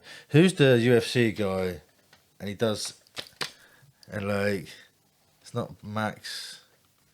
Is it Ferguson? Oh, Tony Ferguson. Tony Ferguson. El When Cucuy. you know, when he's just touching the like, floor and fucking all the. you know what I'm on about? When he just like, right, boom, let's do it. No guards up. Let's just whack each other. Who done it? Done it? Max Thingy, Holloway is Max Thingy done Holloway. it to Max Holloway done it to Justin Gaethje. Knocked him the out. other day, isn't it? Right. What's his name again? Max Holloway. Max Holloway. Oh, yeah, I'm good for that. Like, And it's at the end of the fight as well. If he hadn't done that, he probably wouldn't have lost the fight. Do you know what I mean? even though he was winning quite successfully, but It's Do you like know what I darts, mean? But innit? like, there's he put it up and there's like no guard. But going into no guard, I've spoke about it on the show before. But them early Pride events with what's Shogun, Fedor. what's the guy with the moustache? What's his name? Don Hearn. Oh, Don Fry. Don Fry. Don Fry. Yeah. Don Fry. That was different. And then the big Japanese guy that he had a fight with. I forget his name, but You know the guy I'm on about. Neither of them put up a guard. Smashed each other up. Two absolute monsters. see, I Just smashing each other's face in, do you know what I mean? I like a different style of fight. I like At the end of the fight, Don Fry just falls on him and he don't kiss him, he kind of just, do you know what I mean? He's like stroking this wounded beast like, I'm so sorry what I just done to you, bro, do you know what I mean? The guy's just there, this Japanese monster, just face scrambled. see no Don, This shit was brutal, bro. Don Fry comes from a very different era. Like he was fighting in warehouses before there was like. Oh man, he's paid the price. Have you seen him now? Yeah, of course. On like the Joe Rogan podcast and all that. But he was like that. It was a very. It's definitely a sport now. Like mixed martial arts is now. It's turned into a sport, and this is while I'm here. I want to talk about female sports. Like just while we brush over it, if you want to look at an example where female sports have managed to elevate themselves in the most small, like the shortest period of time, and to the highest success, and that's MMA. And I believe, or not I believe, I suspect, should I say, I suspect this is due to the fact that women train with men in MMA. They don't just train women's football, just train women's football with women. Men are in the gym with women with MMA. Yeah. And I mean because like I've trained with my sparring partner for years, a girl called Beth. We had it for hours, like sparring, and she could give it as well. Don't get me wrong. Like I know plenty of women that can have it, but I think the reason why they've had such a massive like a learning curve and a leap in skill set and capability. You look at women's MMA now is sensational. Some of them fights are just they're equally as good and as exciting, and the Holly Holmes and they deliver exactly the same stimulation as what some of the heavyweight men's fights do. You don't get like women's. Am I sexist? Because I don't watch girl fights. It's up to you. Why is that sexist? I don't like seeing them get hurt. I know they're getting paid to do it and that's what they want to do, but I've got a problem with seeing. No, that's a preference. Do you know what I mean? Sexist would be like they shouldn't be doing it, I but don't like seeing it. Do you know? no, I don't give a fuck. My man, woman, My child, sexist was I don't like seeing anyone get hurt. have a tear up. Weirdly enough, there was a clip today, a short on one of the. There was a short on one of the socials which showed like two Thai kids. They must have been about 5 years old, like a girl and a boy just whacking each other in the wing, and it's just they're kids, so they're not going to hurt each other. Yeah, have a tear up. Like honestly, some of the women is brutal as well. Some of them get fucked up, man. Like, and the standard of female fighting in MMA and in boxing as well. Boxing's the same because they're in the gym with dudes, and because they're like, okay, so I can talk about experience when I've been up against big, stronger people. I become stronger a lot quicker because I have to because the force is bigger. It's like having big brothers, isn't it? It's exactly that, and I've noticed it because I'm not the biggest of guys. So like when I've been with like when I've sparred with heavyweights or when especially when I roll with bigger guys, you have it's a constant workout. How do you think McGregor's going to get on in his comeback? I think McGregor's a spent force. I think it's really, He'll get paid. Yeah, of course. But he'll get his ass kicked. You think? Who's it? But Chandler. Well, that's just Chandler's not got the chin that could withstand Conor McGregor's power as it was, but I think the technique was a big thing to do with that. I agree. I think Conor will get beat. You talk about iconic sporting moments. I don't know what just come to my head. You know, a big part of growing up was that sports program. What's that fucking program? Grandstand. Nah, they used to ask questions and then have different sports. Question of sport. No, Question of sport. Okay. Question of sport was sick. Do you know what I mean? Question, Yeah, question of sport was sick. Ali McCoist. Was it Ali McCoist? Yeah, Phil Yeah. Tufnell, Sue Barker. I'm thinking here like iconic sporting moments, Bucky. You got Michael Jordan. To me, Michael Jordan. Zidane headbutt. Yeah, you know if you could take a picture, you got the Zidane headbutt because he was so good the whole tournament up until the final. And the geezer called his mum a prostitute. Obviously, you didn't know that at the time. Yeah, but yeah. I remember watching Headbutt it. to the chest. I was like, what? Eric- Because Zidane is of all people. Eric Cantona. Kung Fu kick. Wimbledon. What you saying, Chef? Iconic. I got one for you. When Khabib done McGregor, that was like because there was so much hype before the fight, weren't there?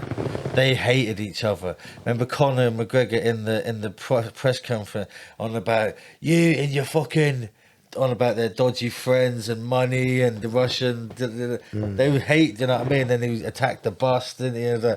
They hated each other, and then he gets on top of the fucking cage and does the eagle on Conor's team. Iconic, bro. So for me, if it's depending on the sport, I think for football, what's a real iconic moment for me? The Jeremy Goss free kick. Yes, Oh, bro. I got a song The called- Jeremy Goss. We've got a song called the Jeremy We got a Goss. song. Oh, not the free kick, the volley. So The volley, not Bayern the Munich, volley. are you mad? Come on. Yeah, that's the volley. Beg your pardon. Come on, this is up there with Delia. Goes out to Bowen. Bowen. Goes out to Bowen. It comes in. Oh, Jeremy Goss. Yeah, this is Gaza crying. Not even. Oh no, still, the no. Gaza crying. flick over the head. What we talking? We're talking Italian 90, aren't we? Was it Gotta 90, be. 96? Was it? Maradona when he done the coke in '94, not when he done the good goals in '94 when he was already on the coke and he scored the goal. And he's like, Yeah, mad times back then. You know how many managers used to smoke cigarettes and Yeah, yeah. cigars all the on Italian. the sides? You know what I mean? I have to say that with the Jeremy Goss free kick, it was the first time I really, because I'd watched football. You know, obviously that was always playing in our house, and my dad was a big football fan. And we had Sky TVs. We used to watch Sky Sport, or not Sky Sport, Sky One on Sundays and Mondays. They'd have like the Ford sponsored Yeah, Premiership. And yeah. I- Literally when it first came out, yeah, but it was that. it was Ford. Scott. Yeah, It was the first time I understood what was going on. Like it was just it was one of those kind of changing moments, I guess, where I could see it, not like a child. Yeah, yeah. I really took it in. I was like, fucking hell, that's mental. Yeah, yeah. I'd just like to say actually, my close personal friend Angus Gunn has just been eliminated from the Euros. Did you know him? Yep, because well, I don't know him anymore, but my brother knows him. My little brother knows him. She's really well. gone from your They went close to primary personal school. friend. No, but I watched it with pride. The fact that I used to pepper him with shots, do you know what I mean, in the back garden. Right. Because he was Brian Gunn's did son, he? and my little brother went to school with him. But to see him actually come out of the Euros like 70,000, Yeah, he played 80,000, shit. Your mate's shit. I'll have no anger slander on this podcast. Scots are funny, bro, because we support them. We No, I want them saw my to do. friend from the village. We want them to do He was well. my brother's mate. We and I was want very them to proud that do he well. Made it to that. They want us to We lose. just They want talked us to- about supporting sporting elite level, and Angus was there, like playing For like. Scotland. Your mate's shit. He's playing for Scotland. So. Oh, he's It's better than me though. Hold on, didn't you used to do a, hold up. When I first came over, didn't you used to do a Scottish accent? Yes, Yeah, but not no more. Come on, chef. Nah, I'm right. You Chef. gotta I give did him a wonder shout. if Chef's accent. Gangsta Hippy podcast and a Scottish accent. I did wonder if your accents would come I up. have to say, okay, so I heard a recording once of Scottish, and it sounded just like my granddad. That freaked me out a little bit. Yeah, yeah. I spun my head a little bit, so I left. I don't think I've said a Scottish accent since. I think I linked you one day in the Borfinage and you spoke Scottish the whole time we was there. I don't think. Well, I've had people before. Nay. Okay, so You got to remember, I'm just meeting you, like, and I'm thinking, hold on, this guy. He So- definitely used An to hour do that. later, like. He definitely used to do that for like the whole night, speaking Scottish. When- Yeah, that's what I'm saying. So when I went to Boom Bap, I gave Harry Xo a lift and Jay. Big up Harry XL, we say every show. Ixa. So I give a Bo, Jaden, and Harry a lift to. I'm just dropping them off and not staying. And anyway, I get there and Josh and he was like, nothing's done. Like we've got like days that we're open, so I'm like, all right. His pal Leroy's there, and Leroy does carpentry and building. I'm like, whatever you need me to do, I'll do. Just yeah. So we just put up the entrance bit. We just kind of, I helped out wherever. I had a few power tools, put up this frame, blah blah blah. I helped with the fencing. And I get paired with this guy called Ian Diamond, and he was from Scotland. And as soon as I heard his accent, I said, "I'll roll into a Scottish accent." and he didn't get offended, so we stayed like it for the whole festival. And then there was like on the Sunday, there was. It's funny, isn't it? Is it a particular type of Scottish accent that Yeah, you do? yeah, it's I do Dumfries. So Dumfries is just slightly outside of Glasgow, so it's not quite Glaswegian. It's more it's there because I think my grandfather was it's a mimic of my grandfather's voice. I spent years just sat there listening to him talk about being in the army, the merchant navy, working in kitchens, and you know just him filling me up with knowledge. And I can mimic it quite well, but it sounds more Dumfries. I've been up to Scotland and spoken a Scottish accent, and they don't give a fuck. They're just like, yeah, you do that all right. So I'm like, yeah, No, cool. they find it worse if you're speaking in an English accent. Yeah, that's for sure. So like, Especially and if you don't drink iron brew. we get to the Sunday on this festival, and there's a girl and her boyfriend all spangled in the tent, and I just start speaking in my actual accent, and yeah, she was like, been taking the fucking piss out of me! well, no, she was just like, I thought you were Scottish. I've been heard your festival. I actually thought you were Scottish. So I was like, well, that's the idea. I didn't do it to not sound Scottish. The So idea was to. Scottish accent's meant to be like, you either sound like a door closing like, ooh. Whoa! Or you sound like a door. No, it's more. Whoa! It depends. Pick up all our Scottish people, by the way, because I feel like What? You lot just dissed Angus Gunn. what? No, that's a football. Do you have some? Big up to fucking Scotland. I fucking love Scotland. It's beautiful. Big up to fucking Scotland, bro. Because Mate, they might take my life, but they'll never take my freedom. Right, nah, Bucky. Hey, chef, what's the piece on your necklace? And Lee, I'm gone. I'm back. I'm gone. I'm back. Well, how long have we gone? We're gonna wrap things up in a minute. I just want to know, has that got any meaningful? No. No. Alright, I'd like to know what's going on with people's things. Yeah, these one. Go on. One was There is a reason to this t-shirt. Thanks, guys. one was a gift and the other one was acquired. So yeah, I don't often wear. I more collect pieces for either weight or for gifts. So, Where'd you get the t-shirt from? Maisels. Nice. Because they hit Yeah. properly with them kicks, don't they? That's the Of course idea. it's the idea. I'm saying they hit properly, Yeah, though. definitely. Do you know what I mean? Nice piece. I don't, Yeah, they hit properly, bro. Fucking, and you got the chef tattoo. You got the big shank on your arm. Well, yeah, I had someone pull me off Anglia Square once and was like, oh, quiz me about it, some road kid, and I was like, nah, man, I'm a chef. I just cook. It's got soul food written in it, and I guess it's kind of cooking's been my soul food. And what about you, Bucky? What's this t-shirt represent? Do you want to know? Yeah, of course I do. Well, me and Sumo Slim went to watch them, didn't we? Who is it? Rock band? They're a rock band that dress up in costumes and spray blood all over the crowd. Oh, right up you on fucking Sumo Street. No, because me and Seb, once a year, we haven't done it, I think we're like 2 years out actually, but for about 3 years, every year we went to watch one random metal gig. Just got to smash up, go to a metal gig for no reason. Yeah, why not? Right, let's get things moving. Liu, fucking yours and Sleep's project is out there now, isn't it? What's it called again? The horse is dead. The horse is dead, so that's everywhere, isn't it? So what? Type in Sleep's cousin, horse is dead. Yeah, you'll find it. Do you know what I mean? Fucking make sure everyone's fucking Fact. going checking that out. And by the time you listen to this podcast, you would have seen mine and Bucky's recent episode that we done. We done our first review, kind of, you know, listening to a project. There was definitely no fungus involved at all anywhere in the recording of that show. Yeah, I'm okay for that. Big up Terence McKenna. But what I'm saying is this. I'd like to do a listening show to the brevity of life. Yes. Do you know what I mean? Like, at some point, get you on again. Get your uncle on there. Maybe he can come chill, listen to our project. Yeah, I think there's like my uncle's been a massive influence in my life. Like, he's pretty much like him and my grandfather picked up when my father didn't even start. So yeah, I owe a lot to him. He's a good man. Big up to him. Let's get him on there. But definitely, let's do a review of the show.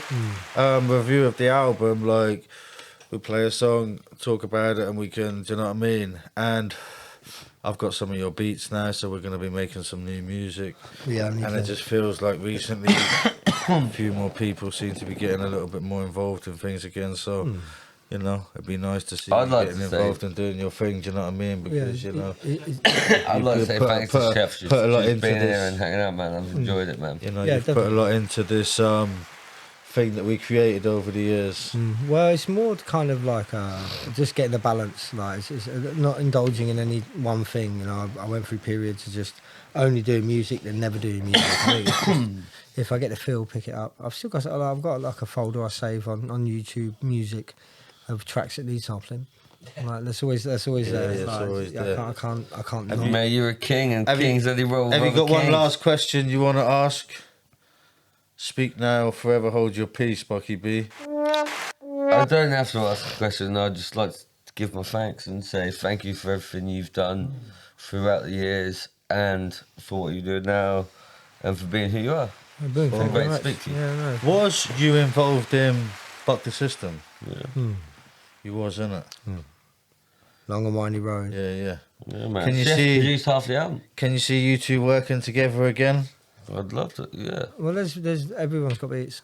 I've got the beat. Yeah, no. They've all got the beats. He's, no, but you're not wrong. I've got the beat. Exactly. Do you You know want to rap on my beat? No, do you want to rap on my beat? It's different now, isn't it? No, I've got his beat. I know. No, what I mean is Battle each other on each other's beats. From the same CD though, I've made testimony. I've made. Do you know what I mean? I've made things, but I've never put it into one thing. What I mean is that like okay, so especially for the likes of music lessons, like Streaks has got like days. He must have at least. I reckon he's got at least 2 hours worth of solid, continuous music, like of tracks like that. And that's me being generous. Seb has got beat. They've all got hand-picked beats as well. Yeah, so I've no one got else one. has had them. So like in the same like Buckers has got. Like, My CD is literally, I sat there with you and you went through the beats and there's about 12 tracks on it. A couple of repeated, like different And you- versions of the tracks. And you're... But no, but I've still... No, but I am sleeping on them because I'm making sure it works. Hand them over there if someone's going to fucking use them, bro. Fuck you, bro. You got enough. Bruv, get them over here where someone's going to fucking use What, them, bro. basically, Ricky Nicks wants to be the only rapper in the world. well, Oh! if things continue, it seems to be the case.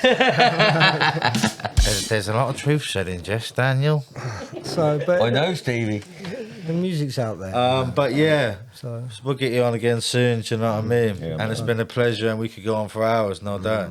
definitely. Do you know what I mean? But let's play a couple songs, innit? Do you know what I mean? Let's play a couple songs. What are we playing first? Orford County Council. Some classic music lesson shit. Music lessons as a package. We didn't really record that many This songs is before we done with us all on. Yeah, it's true. Do you know what I mean? We done a lot of live shit, didn't we? But Yeah. This is, like I said, this is ABC Wharf, isn't it? Said it before, heart too heavy for heaven. Now I'm 27, I want a style like Otis Redding. Bucks in session, and this is everyday messing. Dropping the lesson, 1,000 thankless blessings. But this ain't a miracle, plan on beats biblical. Drinking pints of crazy juice, leaving ultimately cynical. Read this rhyme ritual, perfectly pivotal. Moments in time freeze, but this ain't nothing spiritual. I ain't no high priest, just like nice beats. keeps me off the streets, playing for keeps. Call me Lord Bucky Byron, Wordsworth for keeps. Slip between the sheets, but this ain't within the reach. You could be a culture vulture or a whale that's beached. Truth is what I speak, and rapping's what I do. That's why I'm me, and you're you. Storm through, raw tune, round two. Sound rude, sound dude, but this is funeral pyre shit. Got you itching like psoriasis. They're trying to send me back to jail, not guilty. Ricky come back around, I'm frisbee. Kettle and the pot gone black, I'm filthy. Last night I was on the park in Finsbury. Spark was skinny, my dogs can feel me, and you can't see me. The last redeemer, last sativa, third eye receiver. Purple fever, let the herbal teacher. Perfect scripture, girth your sister, I'm the Merlin wizard. Nervous twitcher, boom biddy bye bye when it's time to die. Put my body in the soil and blaze one to the sky, and I'll be disheartened if you don't drink at my funeral. Remembering times we used to sniff in the cubicle. Life is an exam, a lesson I wasn't present in. I made my bed, now there's only one way I'm heading in. So what do you believe in? Heaven or hell, deep thought daydreaming. I put my faith in the wave that I'm leaning. I think my nose is caving in, I roll with aliens. I smoke with pagans, make dope with masons. Sniff coke with Asians and meditate like Buddha. My boys putting out that white like a udder. Spitting on stages, 8 balls to strangers. Street shit, I grew up with the bravest. Hatred, packing razors in cages. No bullshit, faith and amazement. Making it happen with watch, we're still blazing. Nothing long, little boy turned to killer. Better believe it, should get it up for the skriller. Snake by your own boy, out of towners at your dinner. When your friends turn thugs and drug dealers. And I can see why cats ain't feelers. Cover all bases, from intellect to geezers. Arrive at the ball station, music for all occasions. Ain't do bad for a bunch of Caucasian. Hot like Thai food or Malaysian. My music make me lose the plot, son. Forget what I got, son. Fall off the rock done, I think not some. Key skills, I've got some. I move with time, but time don't exist. So time has no physical form. Then gravity is piff, rolled up in a spatial split. Hey yo, but to be fair, I ain't fucking get it. Like politicians ain't get social well-being. I only tell what I sing, no fabrication. Like old age mud hut, life's more head fuck. Suspicious of dead luck. Things do and things don't. People will and won't. You can and you can't. You could and you couldn't. You should and you shouldn't. Life goes back and forth, so I pack the ball. But after 34, ain't got the knack. So I hit the green sack, lean back, take it in, put it on. Then the pads get a mean tap. Sequence on some dream lap. Spit raps, I have cats think I couldn't dream that. This is where the team at. I'm that born forther, born performer, semi-biblical talker, heavy lyrical recorder in a post-mortem disorder. Natural habitat, street smart like tarmac. We dwell in that angry square caravan, usually chat about this and that. Tap past you to bric-a-brac, permanently jet lagged. I could use an extra bag, the time I've had made my eyelids sag. Tried to grab a sarg, bargee and dash, off the press, signed, sealed and delivered by express. Like music lessons connect, hair unkept, fully ready to rep, and hungry for sex, like a broke tape deck for the set. Yeah, and I could go again, yeah. Like the way that I spoke, that's just some premium dope that I wrote on the inside of an envelope. You should catch me when I really crap my yoke. Or a rap of my coat, never mind jokes. I'm looking for a girl to poke with emotions to evoke. And some of them can't seem to cope with the world I scope. You can desperately lower, hold the highest the hope. I still can't give you enough rope, yeah. As long as it doesn't choke. Classic music lessons in it, the sound, the vibe. There's no hook on there, is it? It's just come and roll my two. It's just roll us up on the vibing, isn't it? beat, do what I do. Don't care who is who. Fuck the latest news. Just wanna feel that king groove from the street blues. I like to take a few listens all the way through. Thoughts in the back of my mind, I might save a few. Make do, take 2 bites, take to the mic. Like me, 61 cups of tea, milk with 1, coffee white with none. Don't ask me if I rhyme for fun. Stuck in the poor flag, putting sounds in my ears till time is done. From my mind to sum it up like I don't know what. This is just flow, it's all I got. I was asked to write on the spot. Pick it up, play it out, hope you like it a lot. Off the chart ain't gonna be a chart top. No me's ain't popular, so we can't pop. But me's is sick, so he can't stop. Tribal disciples never praise false idols. Fakes and undesirables have replaced what's vital. Retrace the cycle through the record shop revival. Head no props on the rival. Stock the freshest titles before this cops blocks or any of the virals. Writing was on the wall. Nowadays most artists are saying fuck all. Tough draw, keeping it raw, displaying much more than man made to rock. I'm completely in awe. I'm back on the joint at the point of jump off. I've been listening to hip hop since I used to bunk off. Craig Mack flavors rolling chronic on the lunchbox, killing it like doctors before they got struck off. Filling skips with the offcuts, offerings for the drug dogs. The never-ending streak that just won't stop. Forever penning sleeves, reprehensibly the tone drops. Alone lost in music lessons, antisocial. Fuck off. Fuck off! Hey, fuck it, I'll show it to ya! I will show it to ya! Alright! We might be back as well. Classic music lessons. We're hitting them with 2 outro tracks tonight. Fuck them. Because this one here, it's in a song. Come on, bro. It's a hymn. It's a hymn. If you know, you know. Ricky Dix. If you was there, you was there. I remember this night well. This shit's religious, bro. This is Jill days. Take this, bro. Let them take this one in. Armed and dangerous. Rest in peace to the notorious. Money in my pocket so glorious. So come forth with us. Tagging up the wall, get drunk to this. Anti-social so rich, you can't fuck with this, yo. The old bill didn't take my shit, so stuck in the nick, I grew hate for the pricks. You can't keep me quiet, can't tape up my lips, yo. Digital movement, sick how I do this. Spit through the wire, tuned in and we cruising. I got these sexy bitches twerking like the epileptics. Not anesthetic, it's raw, how I come to dead it. Having me a soldier in the street, yeah, the life of a captain is glamorous to me. Spitter in a shot of what I managed to be. Trying not to do bird like I'm batting for the other team. A sermon of sorts, personal thoughts, journal of course. The chairman of fourth, vengeance is sought, prepared to record. One of my favourite streak. And remorse. A sermon of sorts, Yeah, his voice sounds lovely. Just chill streak. You're not going mad with it. Prepared to record. Awareness is taught, repent and remorse. Yo, I checked for my boy cause he Could be dead. Shit, Wardy got out and took one in the head. We try and live a peaceful life, we get the drama instead. People sending letters to my family wanting me dead. This morning I shouldn't have bothered getting out of my bed. Yo, I'm past caring cause I'm out of my head. I tread thin lines, all my possessions in a bin liner. I don't hesitate, I get a thought and penetrate it. It's an art gallery, let me picture paint it. Yeah, we kill it all night, come and get acquainted. All the thugs seem to dig it cause it sounds strong. Get this calm with my hat down low. If you wanna achieve, then you gotta believe you're the illest motherfucker that there ever could be.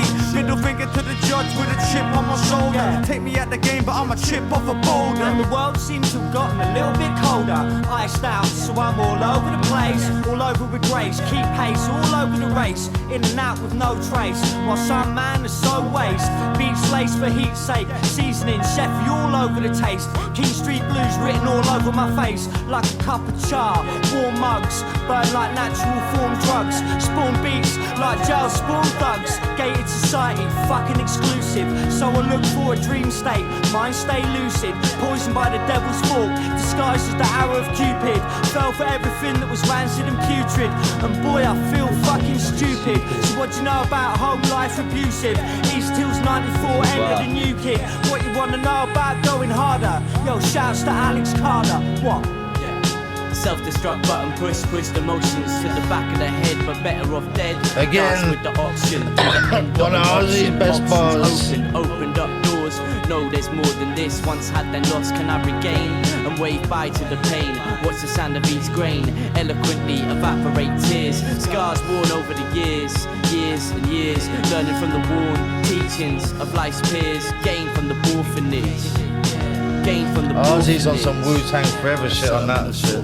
We all were. You know what I mean? Like, We all were at that time. we was working for God at this time. working. You know what I mean? Sermon of source, personal This thoughts, hook. journal of course, the chairman of fourth, vengeance is sought, prepared to record, awareness is taught, repent and Strings is like remorse. Master Killer, eh? Yeah, this is some Wu-Tang Forever shit. Are you Like mad, Master Killer, bro? though, like. Are you fucking mad, bro? That tune there, I'm not gonna go into it, but just like, I remember the recording of that night. Do you know what I mean? I think everyone went really deep on that and actually said what they meant, do you know what I mean? Or meant what they said. Whichever way. Huh? That was 9 years ago. Yeah, man, time goes Yeah, quick. yeah, mad. Mad. I'm All just- I'll say is one thing. I took methadone that night. It's the one and only Not time. methadone or methadone. The thing that you lot was all doing, the plant food. That's methadone. That's what I done. Methadone is the heroism. Right, well, obviously didn't do that. I done plant food. Yeah, it was pretty harsh. Do you know what I mean? Made you stink as well. Made Not you- you, just you. Well, like, no, that's if you was doing it like if you had a habit.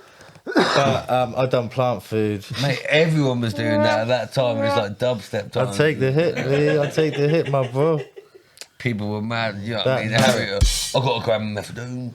But listen, before we go, let's just talk about the power of music, because to me that's a hymn, bro. Yeah. Like knowing what people, my friends, were going through when they're writing shit, and we're living it, and we're there, and people spilling their souls on them religious type beats, and you're just there's some real shit. Do you know what I mean? Like What's it not about, every. What you know about life abusive? Like when you go into that flow in that verse, to me, when I listen to that, I'm like, that is you, right? I always use those albums, like especially Bandcamp. I'm forever on this. If it's not yours or yours, then it's Harry's, and it's tracks like that for me, I'm 100% happy with the whole track, and when I haven't been, it's been on something that I've put to it. So like for example with Rusty, even though I love the track to bits, and it's the actual the actual mixing of the track, I wish I could have done a bit more to really that's it. And so, but with that in particular, it just seems to settle, and that and Poet's DNA, and They sound nice. Yeah, there's definitely like fast lane. There's nothing that bothers you. No, in the mix, phonically it right, sounds yeah. good, and the raps I'm happy with. And So why don't you put out a project? I don't have time at the moment, not got time but for that. I mean, okay, so that's a bit misleading. I do have time at the moment, As in, but I've got projects there. I've got like maybe 2 projects. One's an instrumental, and then the other one is just a collection of different bits and bobs. Like I've got like a few It's different like a raps. Sheffy beat tape. bro, send them over to Liu. A Sheffy beat tape. Gangsta Hippy presents. There we go. So, but it's Boom Boom Bash. Let us put that shit out for you, bro. But I think where I'll be completely like I've almost accessed. I mean, I've got a bit of a technical issue with my Mac at the moment, but I'm almost at the point where I've got access to every single track I've made in terms of what's available. I've had computers die and tracks lost and whatnot, and you know, like discs corrupt and all that shit. But for what's physically out there, once I've got it all in one place, I can feel satisfied that I can like completely like or put out something completely that's me, where there'll be nothing missing. Like there's a lot of songs and tracks in places, but in terms of like putting projects together, I mean, I just rattled out my Roland stuff, and there's a good 150 tracks on there, which is all like my mint setup that I had, where everything came from like made in England. There's all that just really, really good solid sound. So You still got the Empizzle? no, I haven't got that at the moment. That's that would be something I'll have to later on. But in the meantime, I've got enough stuff to keep going. So I'll just tick over and send things to Norwich and enjoy what comes out the other end. Yeah, as bro. well. But right, let's wrap things up. This has been a long one. I reckon this might have been the longest one. But we could definitely keep going. That's why part 2 we're gonna, we're gonna have to make that I'd happen. like to see Measy and Chef together. Yeah. That Not would in make like sense. a- Because just they're in both on terms- one on their own now. So you can both. Yeah. That'd be. I That think makes that'd be sense. interesting. But big up. Bless for coming through Thank you very much. Thank you. and sharing Yeah, no, it's been everything you've shared with us. nice to have memory Appreciate lane. that. Yeah, And man. Bless up, Chef. It's been great to see you. Man. yeah, bro, we've had some sick times. Fun. Music lessons, you know what I mean? Like, It's nice to be part of. Especially when I look back, it's just something that yeah, bro. it'll always be there as well. So, Yeah, At bro. least you trying to do things, right? sorry. Trying to do things. Do you know what I mean? Like whether or not things works perfectly, still out there trying to do things, and that's what what we do. everyone should aspire to do. I think. That's what we do. Hey, peace, you lot. Hey, yo, Chef, please. big up. Good luck in everything you do. Thank One you, love. Liu. Yeah, Cheers, that's it. mate. Peace.